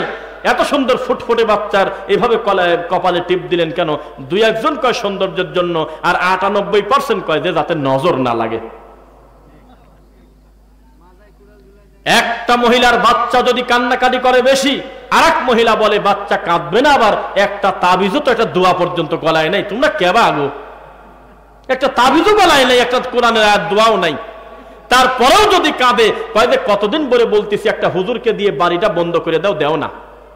কয়েকটা প্যারাক পড়ে, সূরা মুজাম্মিল পড়ে, আরো কিছু আয়াত পড়ে পুরা বাড়িতে প্যারাক গাড়ি। হুজুর বলতেছে আমি আজকে ওই কি করলাম, বাড়িটা বন্ধ করে দিয়ে গেলাম। তারপরেও যদি বাড়িতে জ্বালাতন করে, তারপরেও যদি বাড়িতে রাত্রে ঘুমের ভিতরে মনে হয় সালের উপর কে জানি ঢেল দেয়, তখন ওই কবিরাজ বলতেছে এবার আপনার একটু খরচ বেশি পড়বে নি, এবার একবারে বোতলে ভরে দিয়ে যাব। সকাল থেকে সন্ধ্যা পর্যন্ত কি জানি করে পেরাক জ্বালায়, তারপরে খালটাল করে হু হু করে চিৎকার করে জিকির টিকির করে শেষ পর্যন্ত একটা বোতলের ভিতরে কিছু একটা রেখে থাপ্পড় দিয়ে মুটকে আটকায় মাটির নিচে গাড়ি দিয়ে বলতেছে আজকে তোমাকে একবারে দাফন কাফন করে দিয়ে গেলাম জিনকে। অথচ জিন একটা স্বাধীন জাতি, তাকে দেখা যাবে না, তাকে দেখার সুযোগ আল্লাহ আমাদের জন্য রাখেন নাই। সেই জিনকে নাকি ধরে বোতলে ভরল, আবার সেই বোতল আবার মাটির নিচে গাড়িয়ে দিয়েছে। এরকম হুজুর আমাদের এলাকায় আছে কিনা বলেন? আর একটা নতুন ডেলিভারি শোনেন, বানেশ্বরের নাম শোনেন নাই? বানেশ্বর গরুহাট আছে মনে হয়, গরুহাটের পাশে আমাদের 3 দিন মাহফিল থাকার কারণে ওখানে এই পাশে একটা আলহাজ নাম আছে, ব্যক্তির নাম জানি না, তার নামের উপরে একটা হোটেল আছে, 2 তলা না 3 তলা। হ্যাঁ হ্যাঁ, ওই জায়গা আমরা 3 দিন ছিলাম। 3 দিন থাকার পরে আমরা ফজরের সকালবেলা আমরা নাস্তা করতে বের হয়েছি গরুহাটের পাশে একটা দোকানে। তো তখন একটা মুরব্বী লোকের কাছে দোকানে বসে আছে একটা লোক, আসি বলতেছে যে আমার নাতি খুব কাঁদতেছে, খুব জ্বালাচ্ছে, রাত্রি খালি চেতন পায়, লাভ দিয়ে ওঠে, খুব কাঁদে, কি করা যায়? তখন বললো যে আপনি নিয়ে আসেন, আপনার নাতিকে নিয়ে আসেন, আমি ঝাড়িয়ে দিই। তো বলতেছে আপনার আমার নাতির নিয়ে আসবো, নাতিকে এনে নাকি? নাতি হলে সিরাজগঞ্জ উল্লাপাড়া বিয়ে দিছে আমার মেয়ের, ওই জায়গা থেকে কাঁদতেছে, কি করবেন করেন। তো কয় যে তুমি ফোন দিয়ে লাউড স্পিকার দাও, আমি এনতে ঝাড়িয়ে দিচ্ছি। ডেলিভারি যায়, কুরিয়ার সার্ভিস যায়, কোন জায়গা দেখেন। পরে বাটনওয়ালা ফোন, আমি যদি ভুল না করে, আল্লাহ শুনতেছে, নোকিয়া মোবাইল আগে কর, সেই মোবাইলে ফোন দিয়ে লাউড স্পিকার দিয়ে দিচ্ছে। লাউড স্পিকার দিচ্ছে আর এখান থেকে কি জানি পরে খালি ফোনটা জোরে করে দেয়, কি পরে তা বুঝতে দেয় না। তখন ওখান থেকে বলতেছে একটু কি ভালো লাগে, বাচ্চা কি এখনো কাঁদে, দেখালে ঠিক হয়ে যাবেনি। এই কথা বলার পরে তখন এই মুরব্বীর হাতে আমার সামনে গ্রামের মানুষ 400 টাকা দিল, 400 টাকা দিয়ে চলে গেল। তখন আমরা একটু পিছু নিলাম, তার একটু পিছু নিয়ে বললাম যে ভাই সালাম দিয়ে, ভাইজান কেমন আছেন? কয় আলহামদুলিল্লাহ। তো বললাম যে ওনার কাছে গেলেন, উনি কি কি করে? তো কয় জন্ডিসের ডাব পড়ে, তারপরে হাড়ের পর হাড় উঠলে সারিয়ে দেয়, ডান পাও যদি ভাঙে দেয় তো বাম পায়ে গাছ দেয়, মাথা ব্যথা হলে ওনার কাছে গেলে কিসের শিকড় দিন, বাটি খালি শনিবারের দিন 3 নিঃশ্বাসে খাওয়া লাগে। তারপরে যদি কোনো মানুষ যদি ঘুমের ভিতরে লাফ দিয়ে ওঠে, অসুবিধা হয়, ঝামেলা হয় বাড়িতে, তাহলে ওনার কাছে 7টা পীরের সরাসরি ইজাজত প্রাপ্ত লাল সুতা আছে, বিভিন্ন কিছু সিরিয়াল করে ওই লোকটা আমাকে বলতেছে। তো মানুষের আকীদা কোন জায়গায় ছেদে মুসলমান আর ইমান দে কবে চলে গেছে সে জানেই না। এটা হলো সেই মিজানুর রহমান আজহারি ভাইয়ের দাওয়াতে যাওয়ার পর কুলাকুলি করলে কাফের হয়ে গেছে, এই জাতি লোকের মতো হয়েছে। একটা মুসলমানকে দাওয়াত দিয়েছে, সেই দাওয়াত খায় তার সাথে কোলাকুলি করার কারণে লাইভ আসি বলতেছে আশহাদু আল্লা ইলাহা ইল্লাল্লাহ ওয়া আশহাদু আন্না মুহাম্মাদুর রাসূলুল্লাহ, আমি নতুন করে কালেমা পড়তেছি, আমি এখন মুসলমান ছিলাম না, হয়ে গেলাম আবার মুসলমান। তখন আমরা আবার চিন্তা করলাম তুমি আদৌ কি মুসলমান ছিলা কিনা, আদৌ কি ইমান তোমার ছিল কিনা, যে তোমার যেই ইমানটা মুসাফা করলে ভেঙে যায়। অথচ আমার নবী ইহুদিদের সাথে ব্যবসা খাওয়া দাওয়া হয়েছে, হয় না ইহুদির বাড়িতে? আরে মুসলমানের বাড়িতে দাওয়াত খেতে গিয়ে শুধু তার পীরের মুরিদ না হওয়ার কারণে উনি বলতেছে আমি কাফের হয়েছিলাম, আমি নতুন করে কালেমা পড়লাম। কালেমা পড়তে সে বলতেছে আল্লাহ তুমি আমাকে ক্ষমা করো, নবী তুমি আমাকে ক্ষমা করো। কি কয় রে, আবার কি করলো কামরা কও, মানে কেবল পড়তেছে আশহাদু আল্লা ইলাহা ইল্লাল্লাহ, এটা বললে কিন্তু মুসলিম আসলে হয় জানেন কি? আসলে যদি মন থেকে কেউ পড়ে আর যদি অন্য কোনো গুনাহ এখনো না করে তাহলে তাকে আমরা মুসলিম বলবো, সুধারণা করব। কেবল কালেমা পড়ি বলতেছে আল্লাহ তুমি আমার ক্ষমা করো, আল্লাহ নবী তুমি আমাকে ক্ষমা করো। তখন বললাম যে মাল আবার তো বেঁকে চলে গেল রে, এটা আবার যা ছিল তাই। আস্তাগফিরুল্লাহ আযীম। যাদের এই বিশ্বাস আছে যে শুধু আল্লাহর কাছে ক্ষমা চাইলে হবে না, নবীর কাছে ক্ষমা চাইতে হবে, ওটা কি মুশরিক না মুসলিম? এবার তাকান, সব কথাই বলে দেই, আজকে সময় পাচ্ছে অনেক কথা বলে দেই। আল্লাহর নবী সাল্লাল্লাহু আলাইহি ওয়াসাল্লাম ছেলে তো আল্লাহর কাছে চাইতে বলেছেনই, সবকিছু তো আল্লাহর কাছে চাইতে বলেছেনই, জুতার ফিতাও যদি ছিঁড়ে যায় আল্লাহর কাছে চাইতে বলছে। কেউ কেউ চ্যালেঞ্জ করবেন? জুতার ফিতাও যদি ছিঁড়ে যায় আল্লাহর কাছে বলো আল্লাহ আমার জুতার ফিতে ছিঁড়ে গেল, আপনি একটু সহজ করে দেন। মুসির কাছে যাও সেটা ভিন্ন কথা, তবে আল্লাহকে আগে বিপদের কথাটা বলে নাও। আবু বকর রাদিয়াল্লাহু আনহু বললেন ইযা সাআলতা ফাসআলিল্লাহ ওয়া ইযা ইসতাআনতা ফাসতাইজ বিল্লাহ ফাসতাইন বিল্লাহ। যা বলার আল্লাহকে বলো, যা কিছু চাওয়ার আল্লাহর কাছে চাও, খবরদার মানুষের কাছে কোনো কল্যাণ কামনা করো না, রবের কাছে বলো। আর অন্তরের পাপের কথা যা কিছু বলার দরকার, চাওয়ার কথা আল্লাহকে বলে দাও, কোনো মাধ্যম গ্রহণ করো না। আমাদের এলাকার মানুষগুলো কত অজ্ঞভ্রান্ত আকীদা কাকে বলে। যখন বলা হচ্ছে পীরের মুরিদ কেন হলেন, ও পীর সাহেব আপনি মানুষকে মুরিদ করলেন কেন, তখন তিনি জবাব দিচ্ছে নিজের মেয়ে নিজে বিয়ে দেওয়া যায় না, ঘটক লাগে। নিজের গরু নিজে বিক্রি করা যায় না, দালাল লাগে। চেয়ারম্যানের কাছে দেখা করতে গেলে মেম্বারের সিগনেচার লাগে, উপজেলা চেয়ারম্যান পর্যন্ত যেতে চেয়ারম্যানের সুপারিশ লাগে, এমপির কাছে গেলে উপজেলা চেয়ারম্যানের মাধ্যমে যেতে হয়, প্রধানমন্ত্রীর কাছে যেতে গেলে কত হাত বদল করতে হয়। আল্লাহর কাছে এমনি এমনি চলে যাবে পীর সারা? যুক্তি দিচ্ছে নাউজুবিল্লাহ মিন যালিক।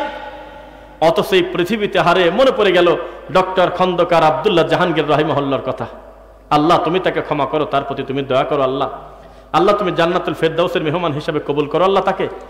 এই মানুষটা মৃত্যুর আগে বলেছিলেন এই দুনিয়াতে আল্লাহর ওলি হওয়ার চাইতে সহজ কাজ এই পৃথিবীতে নেই, সবচেয়ে সহজ কাজ আল্লাহর ওলি হওয়া। কেননা এই কাজ করতে গেলে কোনো মানুষকে খুশি করার দরকার হয় না, আল্লাহকে খুশি করলেই হয়ে যায়। এই কাজ করতে গেলে আলাদা করে হাত বদল করতে হয় না, কোনো মানুষের সন্তুষ্টি অর্জন করতে হয় না।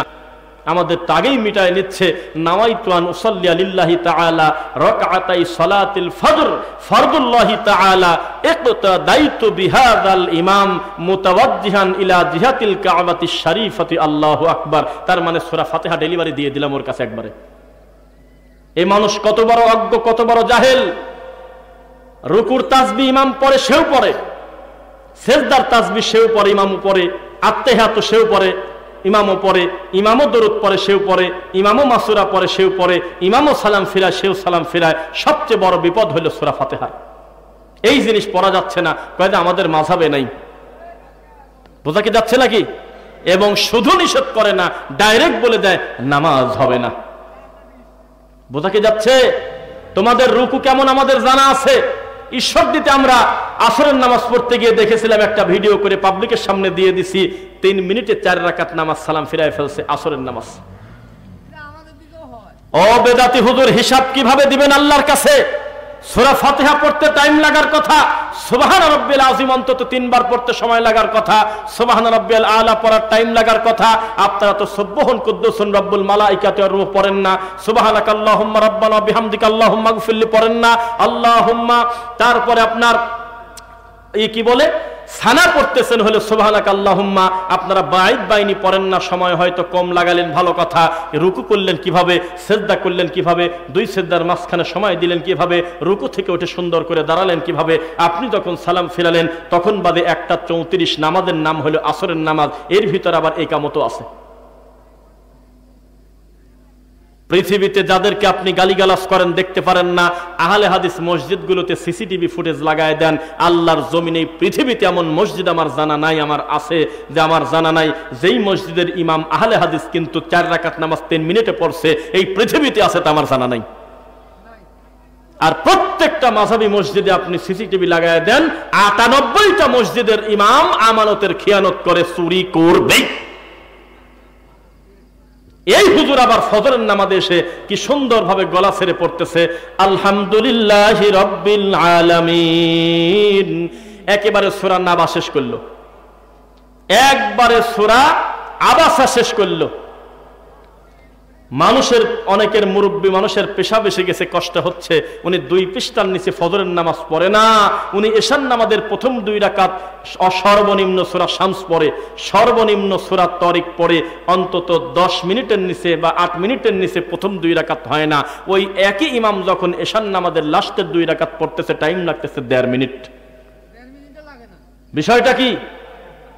নামাজ নিয়ে কত ঠাট্টা কত ব্যঙ্গ করবেন, আর কতদিন মাযহাবের দোহাই দিয়ে ভ্রান্ত আকীদা পোষণ করবেন, এই সম্মানী ইমামের নাম নিয়ে আর কত শিরিক করবেন, কত বিদআত করবেন, কত কুফর করবেন। এখন সালাতটাকে সংশোধন করেন। ডক্টর মুজাফফর বিন মুহসিন হাফিজাহুল্লাহর বইতে লেখা, যেই সালাত আপনার দুনিয়াতে পরিবর্তন করতে পারলো না, এই সালাত আল্লাহর সামনে আপনার কিভাবে কল্যাণ করবে। আপনি কেন নামাজটা রাসূলের কায়দায় পড়েন না? বিদআতি হুজুর সহ্যই করতে পারে না।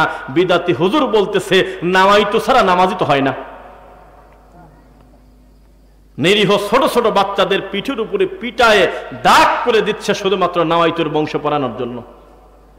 ইন্নী ওয়াজ্জাহাতু কোরআন মাজিদের আয়াত, এই আয়াত ছিল কোরআনে পড়লে প্রতি হরফে 10 নেকি, কোরআন পড়তে পড়তে ওখান থেকে টান দিয়ে বের করে নিয়ে এসে যায় আমাদের দোয়া বানায় এই হুজুররা। সূরা হাসরের শেষ 3 আয়াতের ফজিলত বানায়ছে কোন জায়গা থেকে নিয়ে জানেন? অসুস্থ ব্যক্তির মাথার কাছে বসে মাথায় হাত দিয়ে বলতে হতো লা বাসা তাহুরুন ইনশাআল্লাহ, রব্বান নাস আশফি আনতা শাফি লা শিফা ইল্লা শিফাউক, লা বাসা তাহুরুন ইনশাআল্লাহ, আযহিবিল বাসি আশফি আনতা শাফি লা শিফা ইল্লা শিফা আল্লা ইউগাদিরু সাকামান। এই কথা বলে যদি সে চলে আসে, 70,000 রহমতের ফেরেশতা তার জন্য কল্যাণ কামনা করে। অসুস্থ ব্যক্তির বাড়িতে যেতে পারবে না, জানে যে আমি বাড়ি যাব কি কারণে? ওই অসুস্থ লোকের বড় ছেলে জিলাপি নিয়ে আর 2000 টাকা নিয়ে যে কোনো সময় মসজিদে চলে আসবেনি, আমরা খতম করে ডেলিভারি দিয়ে দেবো, খতম। এই জন্য সূরা হাসরের শেষ 3 আয়াত ওরা বসে বসে মানুষের সামনে পড়তেছে, বলেন নাউজুবিল্লাহ। অথচ কোরআন মাজিদের আয়াত পড়লে নেকি আছে, কিন্তু এই ফজিলত পড়ে মনে করলে গুনাহ হবেই হবে, কারণ এটা রাসূলের পদ্ধতি নয়। শেষ করে দিই, বিরক্ত হচ্ছেন মনে হয়। একটা বাটন ফোন দেন, তোমার কাছে একটা বাটন ফোন দেন, আমি সময় দেখব। শোনেন, যেই ইমামকে মুসল্লিরা চায় না তারপরেও জোর করে ইমামতি করে, সেটা হলো অসুস্থ ইমাম। আপনারা ঘুম এসে যদি দেখিতে পড়িয়ে যাচ্ছেন, একবারে ঢুলিয়ে পড়তেছেন, তখন তো আপনাদের প্রতি জুলুম করা আমার ঠিক হবে না। তবে 11:30 প্রায় বেজে গেল, 11:15 পর্যন্ত চলুক, অসুবিধা আছে আপনাদের? কমিটির প্রতি আমরা সন্তুষ্ট, তারা তাদের কথা এবং কাজের মিল পাইছে আলহামদুলিল্লাহ। আমাকে 10টার কথা বলেছে, আমাকে টাইম দেরি করায় নাই, আলহামদুলিল্লাহ টাইম মতো বসে গেছি। আর অতিথিদের জন্য আল্লাহর কাছে শুকরিয়া আদায় করি, তারা আমার রানিং বক্তব্য ঠেকায় দিয়ে কোনো ভাষণ দিয়ে মাহফিলের পরিবেশ নষ্ট করে নাই, আলহামদুলিল্লাহ। তাহলে আমরা আরো 15 মিনিট বলবো, অসুবিধা নেই তো আপনাদের ইনশাআল্লাহ। এবার আসেন, ভ্রান্ত আকীদা সমাজে কিভাবে দিনে দিনে দিনে দিনে ছেয়ে যাচ্ছে, বিদআত এবং শিরক সমাজে কি প্রভাব বিস্তার করে। সবাই খেয়াল করবেন, কোথায় জানো এই ওই যে মাহফিলটা, ওই যে আপনার জায়গার নাম ভুলে গেলাম, বাঘা, চারঘাট বাঘা, হ্যাঁ চারঘাট বাঘা। মাহফিল শেষ করার পরে একটা মুরব্বী বলতেছে, জানেন ফজরের নামাজের আগের 2 রাকাত যে সুন্নাত আছে, রানিং ফজর ভিতরে চলতেছে, বারান্দাতে কিছু লোক সুন্নাত পড়ে, আমি প্রতিবাদ করার কারণে আমাকে মসজিদ থেকে বের করে দিয়েছে। বলতেছে তুমি কি জানো না এই 2 রাকাত সুন্নাতের খুব দাম আছে? তো বলে অবশ্যই দাম আছে, আমি স্বীকার করি, কিন্তু ফরজের ইকামত শুরু হলে তার নামাজ পড়া যাচ্ছে না। ইদা উকিমাতিস সালাহ ফালা সালাতা ইল্লাল মাকতুবা, একবার ইকামত শুরু হলে আর কোনো নামাজ নাই, রুকু থাকলে রুকুবাদ, সেজদা থাকলে সেজদাবাদ, গিয়ে তোমরা সরাসরি ফরজে ঢুকে পড়ো। এই কথা বলার কারণে তাকে ডাইরেক্ট অপমান করে প্রথমে ভালোভাবে বলছিল, তুমি কি জানো না যে আমরা হানাফি মাযহাবের লোক? এটা ভাষা, এটা উত্তর হলো। রাসূলের সুন্নাহকে কিভাবে ব্যঙ্গ করে। বড় হুজুর মালয়েশিয়াতে গিয়ে ইংরেজিতে খুতবা দেয়, লন্ডনে গিয়ে ইংরেজিতে খুতবা দেয়, আর বাংলাদেশে এসে সত্য লুকায়, সত্য স্বীকার করে না যে খুতবা হবে মাতৃভাষায়, যাতে তার সামনের শ্রোতা তার কথা বুঝতে পারে। কথা বলে না কেন? আর আমাদের দেশে এসে বলতেছে আমাদের নাকি আহলে হাদিসদের নাকি খুতবা হয় না, কয় যে খুতবা হলো আরবিতে হবে। বুঝেন না কথা? নবী খুতবা দিয়েছে আরবিতে, তাই খুতবায় হবে। তাই আপনাকে আমি বলি, আমার নবী কোন কথাটা বাংলায় বলছে, আপনি বাংলায় কথা বললেন কেন? সারাটা জীবন আরবিতে কথা বলবেন কেন? আমার নবীর গোটা জীবনে তিনি আরবিতে কথা বলেছেন। বোঝা যাচ্ছে? খুতবা সালাত নয়। দেখেন, আবার মেলা কথা মনে পড়ে যায়। আমাদের সমাজে আর একটা জাল হাদিস ডেলিভারি দিয়েছে ইবলিস, বলতেছে নামাজ ছিল হলো 4 রাকাত জোহর, আল্লাহ 2 রাকাত খুতবার ভিতরে দিয়ে দিয়েছে, আর 2 রাকাত দিয়েছে হলো জুমার নামাজের ভিতরে। শুনছেন এরকম কথা? ও শুনছেন? আবার কি আপনাদের মসজিদে বলে? কোথায় বাসা? যশোপাড়ার মসজিদে বা এই সমস্ত জায়গায় শোনে যে জুমার নামাজ ছিল 4 রাকাত, আল্লাহ 2 রাকাত দিয়ে দেশে হলো খুতবায়, 2 রাকাত দেশে নামাজে। নাউজুবিল্লাহ, পড়েন না কেন? জি না, খুতবা খুতবা, সালাত সালাত। আল্লাহ দেশে কি কারণে? তা তোমার থেকে অনুমতি নেবে নাকি? আল্লাহ সালাত কসর করেছে কি কারণে? তোমার থেকে শুনবে কেন? অবশ্যই আল্লাহ যদি কোনো উপঢৌকন দেয়, মুসলমানের উচিত এটাকে মাথা পেতে নেওয়া, যে আল্লাহ তুমি আমাকে সুযোগ দিচ্ছ, আমি সুযোগটা নেব না কেন? আল্লাহ বলেছে সফরে থাকলে, ঠান্ডার দিনে কষ্ট হলে, বাড়িতে থাকলে 1 দিন 1 রাত, আর যদি সফরে যাও তো 3 দিন 3 রাত। তুমি ওযু করে যদি মোজা পরো, এই মোজা খোলার দরকার নেই, মোজার উপরে হাতটা টান দিলেই ওযু হয়ে গেছে। তুমি পণ্ডিতি করে এই কথা বলতে গেলে কেন যে আমি এটা কেমন কেমন জানি লাগে, আমি মোজা না খুললে কি ওযু হবে? এত পেশাল পারো কি কারণে? আল্লাহ সুযোগ দিয়েছে, সুযোগ নিয়ে নাও। তুমি কেন এই কথা বলতে গেলে যে আমার তো কষ্ট হচ্ছে না, আমি নামাজ কসর করবো কি কামে? এত পণ্ডিতি কেন? দূরে যখন গিয়েছো সফরের নিয়তে 4 রাকাত বিশিষ্ট ফরজ নামাজ তুমি 2 রাকাত পড়ো, এটা আল্লাহর পক্ষ থেকে তোমাকে উপঢৌকন আল্লাহ দেশে। তা আমাদের এই হুজুররা দেখেন কি বিয়াক্কিলি বলতেছে, ফজর জুমার নামাজ ছিল 4 রাকাত, 2 রাকাত বেতের জুমা খতম, আর হলো 2 রাকাত হলো আপনার নামাজ। জি না, খুতবা খুতবা, সালাত সালাত, সালাত সালাত, খুতবা খুতবা। খুতবা মানে ওয়াজ, খুতবা মানে বক্তব্য, খুতবা মানে উপদেশ, খুতবা মানে বক্তব্য, খুতবা মানে মানুষের সামনে কিছু নসিহা। কি বলেন? দলিল, ওয়াইদ ক্বালা লুকমানু লিবনিহি ওয়া হুয়া ইয়াইযুহু ইয়া বুনাইয়া লা তুশরিক বিল্লাহ। ওয়াজ মানে যদি মনে করেন যে এই প্যান্ডেলে বসে ওয়াজ করা, তাহলে লুকমান আলাইহিস সালামকে এইরকম জালসার প্যান্ডেল করে তারপরে তার ছেলেকে বলছিল ইয়া বুনাইয়া লা তুশরিক বিল্লাহ, হে বেটা আল্লাহর সাথে শিরক করো না। এটা মনে করলেন আপনি? ওয়াজ মানে কি? ভাষণ। ওয়াজ মানে বক্তব্য। ওয়াজ মানে খুতবা। ওয়াজ মানে উপদেশ। ওয়াজ মানে কথা। এমন ভাষায় খুতবা হচ্ছে যেই খুতবা মানুষ বোঝে না। মানুষ মনে করতেছে সারাদিন রোদে কষ্ট করছি, এখন মসজিদের ভিতরে ঢুকলাম, আরবিতে হুজুর খুতবা দেয়। অধিকাংশ মাযহাবী মসজিদের 98% মসজিদের অধিকাংশ মুসল্লি ঘুম পারে। ঘুম পারে না? ঢুলে ঢুলে পড়তেছে একজন একজনের মাথার উপরে, কারণ উনি কি মুখ দিয়ে বলতেছে উনি নিজেই বোঝে না, সামনের শ্রোতাও বোঝে না। সেটা হলে 12 চাঁদের 13 পূজা নাকি 13 খুতবা নামে একটা বই আছে, খুতবাতুল কি জান নাম, কি যেন 12 চাঁদের একটা ই কালার, হ্যাঁ দাঁড়ান আমি দেখা, এ মনে পড়ছে, এই কালারের দেখবেন, এই রে টিস্যুরে যে নীল কালারের মতো, হ্যাঁ হ্যাঁ, একটা খুতবার বই। এই খুতবা দেখে দেখে বলতেছে কুল্লু বিদআতিন দালালা ওয়া কুল্লু দালালাতিন ফিন্নার, নামাজের পরে বসবেন মিলাদ আছে। দুঃখে মরিয়ে কয় কি রে পাগল, না বলতেছে লাস্টের খুতবায় যে প্রত্যেক বেদাতি গোমরাহী আর প্রত্যেক গোমরাহী জাহান্নামী, আর এই খুতবা শেষে বলতেছে নামাজের পরে মিলাদ আছে বসবেন। কয় কি? তার মানে ওই লোকটা বুঝতে পারে না এই যে মুখ দিয়ে কি বললো, তার শ্রোতা কিভাবে বুঝবে? রাগ করতেছেন মনে হয়। ডক্টর কামাল উদ্দিন জাফরি হাফিজাহুল্লাহর নাম শুনেছেন? তিনি একজন হানাফি বড় আলেম, নাম শোনেন নাই? তিনি বলছে, তার মুখের কথা আমি বলতেছি, মিথ্যা হলে সত্য হলে আল্লাহ আলাম, তবে তিনি বলছেন, আমি তাই বলতেছি। তাকে বাইতুল মুকাররম মসজিদের খতিবের তাকে অফার দেওয়া হয়েছিল, একেবারে নিজের মুখে শুনছেন না, থাক আমি বলি আগে। ওনাকে বলছে আপনি যদি ওখানে দায়িত্ব নেন তাহলে আমরা অন্য কোনো আর করবো না, কাউকে আর দেখবো না, আর যদি না নেন তাহলে আমরা নিয়োগের মাধ্যমে নেব। কি বলছিল এরকম কথা? তো উনি জবাবে বলছে যে আমি কিন্তু আরবিতে খুতবা দিতে পারবো না, আমি কিন্তু মাতৃভাষায় খুতবা দেব, আমি কিন্তু নামাজের পরে মোনাজাত দিতে পারবো না, আমি কিন্তু এইভাবে রাসূলের পদ্ধতিতে খুতবা দেব, আমাকে নিয়েন না, আমাকে নিলে সমস্যা আছে। এরা একবার মিছিল করে আমাকে 2 দিনের ভিতরে খবর করে দিয়ে দেবেনি, বাইতুল মুকাররম দখল করে এই দেওবন্দিরা মাঠে নামে যাবেনি, এ সব গেল রে, তাড়াতাড়ি ঠেকাও, তাড়াতাড়ি মিছিল করে বন্ধ করে দেবেনি। লোকটা তখন বলল আমি পারবো না, আমার নিজের প্রতিষ্ঠানেই আমি নিজে খুতবা দেব, আমি মাতৃভাষায় খুতবা দেব। এবং তিনি জাতির সামনে একটা ভাষণ দিয়েছে কিছুদিন আগে, সৌদি আরবের গ্র্যান্ড মুফতি বিন বাজ রাহিমাহুল্লাহ থেকে শুরু করে সম্মিলিত সমস্ত আলেম একমত, খুতবা হবে যেই যেই দেশের জাতীয় ভাষা যেটা, সেই মাতৃভাষায় খুতবা হবে। কে কার সাথে ফোনে কথা বলে? কে কাকে ডাকেন? ও মোবাইলে ডাকতেছে কাকে? আচ্ছা ঠিক আছে, কথা কি বুঝতেছেন আমার? তাহলে খুতবা কোন ভাষায় হবে? বাংলা ভাষায় হলে এ কথা কিন্তু ভুল হবে ভাই, ধরা খেয়ে যাবেন। খুতবা বাংলা ভাষায় হলে এ কথা বলা যাবে না, আপনি ভুল বললেন, বলতে হবে মাতৃভাষায়।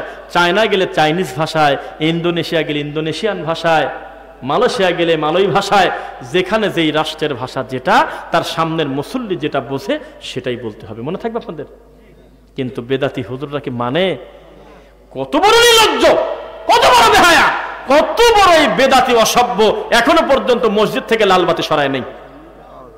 এত বক্তব্য দিচ্ছি আমরা, এত ভাষণ দিচ্ছি, এত বিদাতের বিরুদ্ধে কথা বলতেছি যে বিনা দলিলে, একবারে এর কোনো দলিলই নাই, ডাইরেক্ট ইবলিস কিছুদিন আগে ডেলিভারি দিয়েছে আধুনিক সময়ে যে লাল বাতি জ্বলাকালীন সুন্নাতের নিয়ত করবেন না, এই লাল বাতি জ্বলায় এটা খারা শয়তানের খারা ঝিলিক।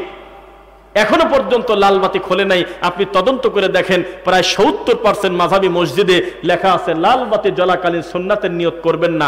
মিথ্যা না সত্য বলছি? তাহলে আমি যে আপনাকে বলি আপনি রেগে যান, আমি তো বলতেছি যে বেহায়া না সে বেদাতিও না। বেদাতি হলে তাকে বেশরম, বেলজ্জাতি, বেহায়া, অসভ্য হইতে বাধ্য। সুন্নাতের বিরোধিতা না করা পর্যন্ত কি একজন বেদাতি হয়? এত করে বলতেছি নাওয়াইতুর বংশ তালাক দিয়ে দাও, নাওয়াইতু বলে আমার নবী জীবনে কোনোদিন নিয়ত করে নাই, এখন নামাজের নিয়ত করে তো করে। সেদিন আমি একটা বই পাইছি, মুরব্বী খেয়াল করবেন, সেই বইটার নাম হলো সেকেন্ডে 1,00,000 কোটি নেকের দোয়া। আমি একটা জালসায় যেতে কিনছিলাম ট্রেনের ভিতর থেকে, সেকেন্ডে 1,00,000 কোটি নেকের দোয়া। কি দোয়া? সেখানে লেখা গোসলের নিয়ত। আল্লাহ, এ আবার কবে ডেলিভারি হইল? তো সেখানে লেখা নাওয়াইতুল গসলা লিরাফইল জানাবাহ, এটা লেখা আছে। আমি নিয়ত করতেছি অপবিত্র থেকে পবিত্র গোসলের নিয়ত সে করতেছে। কোন জ্বালায় পড়ছে এখন আপনি বলেন? এটা বলে নিয়ত করে আলাদা করে বলতে হয়। ঠিকই বলছেন, ঠিকই বলছেন, ঠিকই বলছেন। আচ্ছা, আজানের পরে যদি নিয়ত শেখায়, আর নিয়তটা যদি আসলে জরুরি হয়, তাহলে আজান পার হয়ে গেল, তাহলে এই লোকটা কিসের নিয়ত করতেছে বলেন? 30টা বছর উনি সিয়ামের নিয়ত করেছে, নাওয়াইতু আন আসুমা গদা। এই গদা গাদায় কোথাও নাই। আর যদি সত্যি নিয়ত যদি এটার উপর ভিত্তি করে সে মনে করে সিয়াম হবে, তাহলে তার জীবনে কোনোদিন রোজাই হয় নাই, সিয়াম হয় নাই। কেন? গদা মানে আরবিতে গদা মানে হলো আগামীকাল। কথা বলে না? ইয়াউমুন মানে আজ। আলেমদের জিজ্ঞাসা করেন গদান মানে আগামীকাল। গদা, এই যে নাওয়াইতু আন আসুমা গাদা, এই গদা গাদা যে হুজুররা বলতেছে, মাযহাবী হুজুররা, তরিকাপন্থী হুজুররা, তাহলে মরা পর্যন্ত যতদিন গদা গদা বলছে, একটা দিনও সিয়াম হয় নাই। এই বলা নিয়তটাই যদি তার জরুরি হয়, তাহলে সারা জীবন খাচ্ছে, আজকে নিয়ত করতেছে কালকে। কোন জ্বালা জ্বালা বলেন? কিন্তু যেই লোকটা বলল ভিতরে ভিতরে আল্লাহকে শোনায় দিল, আল্লাহ আমি সিয়াম পালন করবো তো তাই খাচ্ছি, এটা ভিতরে ভিতরে যদি ইরাদা করে, মুখ দিয়ে বলার কোনো কাজ এটা না, আল্লাহ শুনে ফেলছে, কাজ হয়ে গেছে, হয় নাই? আরে একটা লোক বলেই নাই, সকালবেলা বউকে বলতেছে যে খাওয়ার কিছু আছে, বউ বলতেছে খাওয়ার কিছু নাই, বেলা বেজে গেছে 10টা, তখন আপনি বললেন দরকার নাই, রাখে দিলাম একবারে রোজা। এটা যদি ফরজ রোজা না হয় সিয়াম, তাহলে আপনি রোজা হয়ে যাবে। কালকেই ঘুমের থেকে ফজরের সালাত পড়ে আবার ঘুমাচ্ছেন, ওঠার পর ক্ষুধা লাগছে, খাবার চাচ্ছেন, স্ত্রী বলতেছে যে খাবার এখনো হয় নাই। ওই সময় যদি আপনি বলেন যে দরকার নাই, তাহলে রেখে দিলাম রোজা, শরীয়ত বলতেছে রোজা হয়ে যাবে। বোঝেন না কথা মনে হয়? তাহলে এই নামাইতুর কি করবেন এখন জবাব দেন। আবার বাড়িতে মেহমান আসছে আর উনি নফল রোজা পালন করছে, মেহমান বলতেছে ভাই রোজা ভাঙিয়ে ফেলেন, খান তো। ও যদি খাওয়া শুরু করে দেয় রোজাও কোনো ক্ষতি নাই, আর একটা রোজা কাজাও করতে হবে না, ঠিক আছে। তাহলে এই গদার কি হবে, এই রোজার নিয়তের কি হবে, আপনি উত্তর দেন। এই জন্য নবী সাল্লাল্লাহু আলাইহি ওয়াসাল্লাম বলেছেন নিয়তের কেন্দ্রস্থল হলো মানুষের অন্তর, মানুষের অন্তর।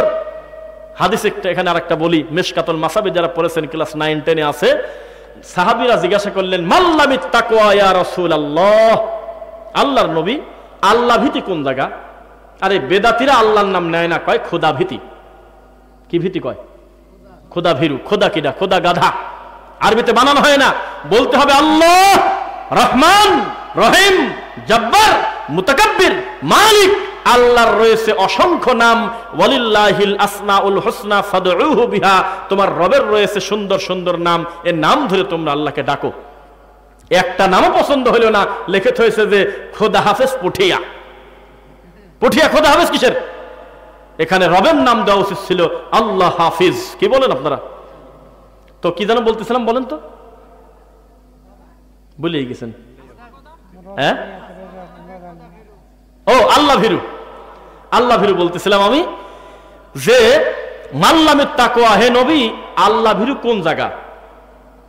তো আমাদের দেশের হুজুররা, আপনারা কি সরসিনার নাম শুনছেন কোনদিন? সরসিনা, সারসিনা বলে ভুল করলাম কিনা, আমি আবার সামনে জালসায় যাব, সত্যি হাসান না, আসলে আমি জালসায় যাব জানুয়ারি মাসের কয় তারিখে ভাই?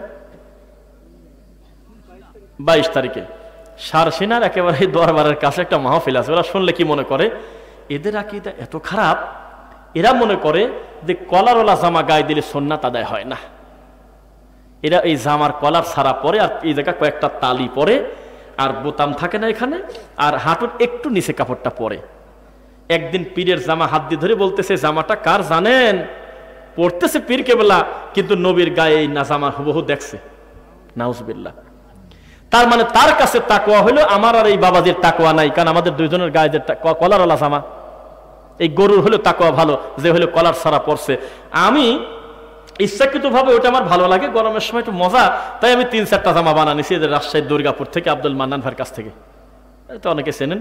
গলা ছাড়া জুব ভাই বানাইছি কয়েকটা। তা আমি নতুন কিছু জায়গায় গেলে একটা ভয়ঙ্কর অভিজ্ঞতা আছে বলে দেব।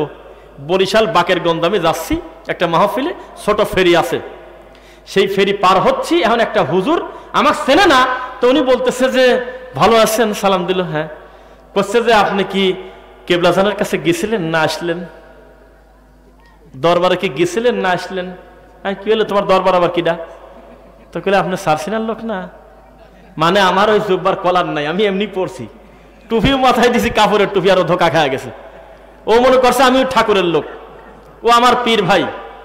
পরে আমি একটু কৌশল করি ওর কাছ থেকে কিছু কথা নিচ্ছি। আমি বললাম যে আপনি কি করেন? ওনার নাম হলো আব্দুল জব্বার, মনে পড়ে গেছে, 2021 সালের 17 নভেম্বর হতে পারে, আল্লাহ আলাম। তো উনি জবাব দিচ্ছে যে আজ 37 বছর কেবলাজানের কদম মোবারকে আসি, দোয়া করবেন। কয় কি রে, আজ 37 বছর কেবলাজানের কদম মোবারকে আসি, দোয়া করবেন। কি দোয়া করব? তুই তো মুসলিম না, তোর কাজ থার জায়গা নাই রে। এই বেটা, কলা গাছ লাগালে তো মানুষ কলা খেত, কত হালাল রুজির খাতে দুনিয়াতে আছে রে। আরে কষ্ট কেবলাজানের কদম মোবারকে পড়ে আসি, মানে পায়ে পড়ে আছে। শুনছেন কথা?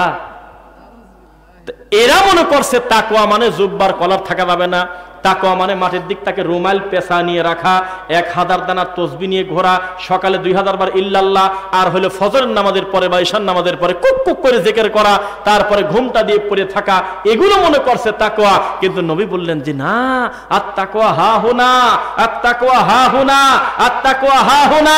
3বার আমার নবী বললেন শাহাদা আঙুল দিয়ে নিজের বুকে ইশারা করে সদরের দিকে, যে আল্লাহ ভীরুতা এখানে, আল্লাহ ভীরুতা এখানে, আল্লাহ ভীরুতা এখানে। একজন মানুষের ভালো আর মন্দ হওয়ার জন্য এই জায়গাটুকু যথেষ্ট। রাগ করতেছেন মনে হয়? তাইলে আমরা কি করলাম আর ওরা কি বুঝলো? উল্টা হয়ে গেল না? যেই দরুদ সলাতে পড়তেছি বসে, এই দরুদের বলে এতই কম দাম, মিলাদে কোনোদিন এই দরুদ চলে না। এটা বেদামি দরুদ, এটা চলে কি শেখ সাদির বালাগালুল আবি কামালিহি।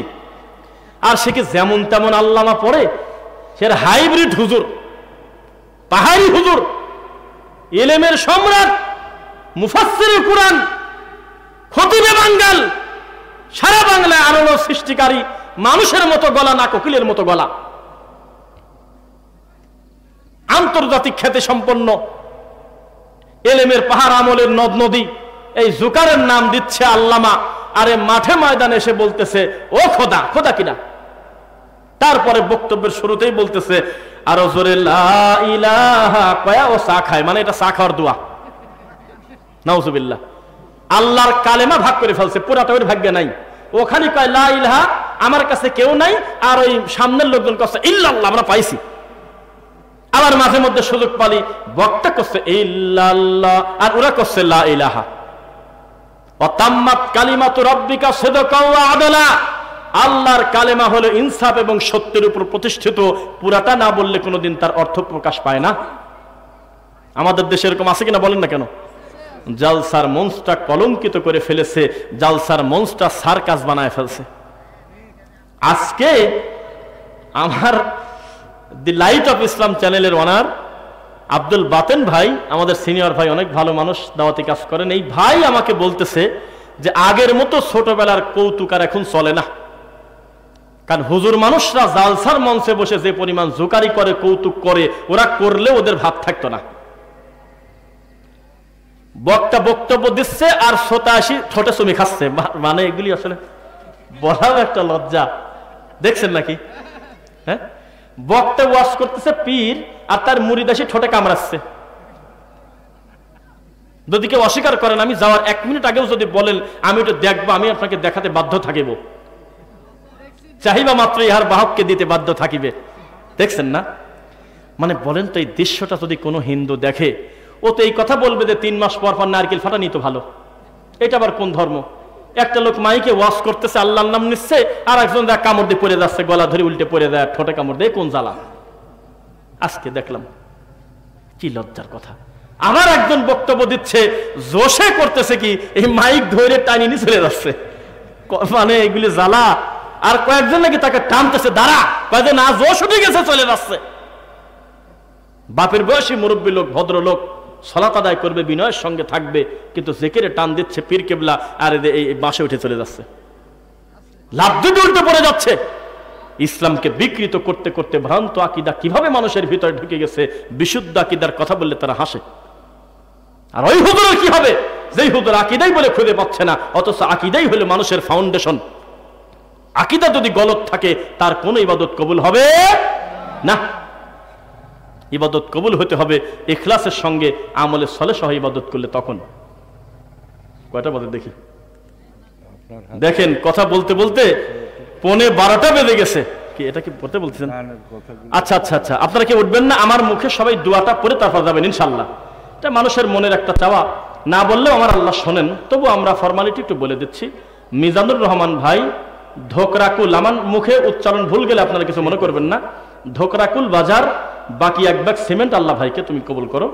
দোকানদার 2050 টাকা, দোকানদাররা মিলে মনে হয়। নগদ 100 টাকা দিয়েছে জামাই বুলবুল শিউলি, মাশাল্লাহ মাশাল্লাহ। এই যে মুরব্বীর হলে বড় মেয়ে, খাস খামার গ্রাম, 1000 টাকা। আল্লাহ তুমি দানকে কবুল করো। এরপরে 500 টাকা দিয়েছে আমার এক ভাই, নাম নাই, নাম জানার দরকার নেই, আল্লাহর এক বান্দা আব্দুল্লাহ 500 টাকা দিয়েছে নগদ। আচ্ছা, আরেকজন দিয়েছে হলো আপনার নাম, এটাও নাই, আব্দুল্লাহ 500 টাকা দিয়েছে। যেটা নাম নাই সেটা আব্দুল্লাহ, মানে বুঝতেছেন তো?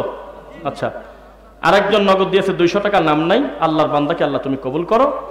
আরো কয়েকটা নাম আছে, পড়ে আমরা আমার সভাপতি সাহেবের বা উপস্থাপনা সাহেবের অনুমতি ক্রমে দোয়াটা মুখ দিয়ে পড়ে তারপর আমরা বক্তা শ্রোতা যাবো। আমি যাবো হলো 342 কিলো, আর আপনি যাবেন 1 কিলো। এখন আপনি কার ব্যস্ততা কে দেখাবেন, আপনার ব্যাপার। নাম নাই, 500 টাকা, আল্লাহ দান কবুল করুক। তারপরে রয়েছে হলো জিল্লুর রহমান, ছোট, রাঙামাটিয়া। এই আসতে একটা ভেজাল হয়েছে, এই ইয়েতে আমাকে জিজ্ঞাসা করতেছে কই যাচ্ছেন, ইয়েতে তো রাঙামাটিয়া। তো রাঙামাটিয়া দিক যাচ্ছেন কি কামে, কিসের সাথে কি? তবে না, রাঙামাটিয়া এটা রাজশাহী জেলার একটা জায়গা, পুঠিয়া থানার অন্তর্গত। এটা ওই রাঙামাটি জেলা, রাঙামাটি না। কথা বুঝতে পারলেন? নাম খুব হাইব্রিড নাম রাখছেন, মাশাল্লাহ। জিল্লুর রহমান, ছোট, রাঙামাটিয়া, 500 টাকা, 10 কেজি আরো ধান, 5 কেজি পেঁয়াজ। তারপরে ইসরাইল, ছোট রাঙামাটিয়া, 1500 টাকা। বড় রাঙামাটিয়াও আছে না? আচ্ছা আচ্ছা, জি জি, শাকিল ভাই সিংরা নাটোর 2000 টাকা। নাটোর তো এখান থেকে বেশ দূরে আছে, আল্লাহ ভাইকে কবুল করুন। ইউসুফ ভাই ছোট রাঙামাটিয়া 2000 টাকা, মাশাআল্লাহ পরিমাণ তো ভালো দেখতেছি। এরপরে মাসুদ রানা ভাই ছোট রাঙামাটিয়া 500 টাকা নগদ, 1000 টাকা বাকি, মোবাইল নাম্বার দিয়ে দিয়েছে, যে কোনো সময় ফোন দিলে ভাই টাকা দিয়ে দেবে ইনশাআল্লাহ। তারপরে রয়েছে মোহাম্মদ মমিন ধোকরাকুল 200 টাকা।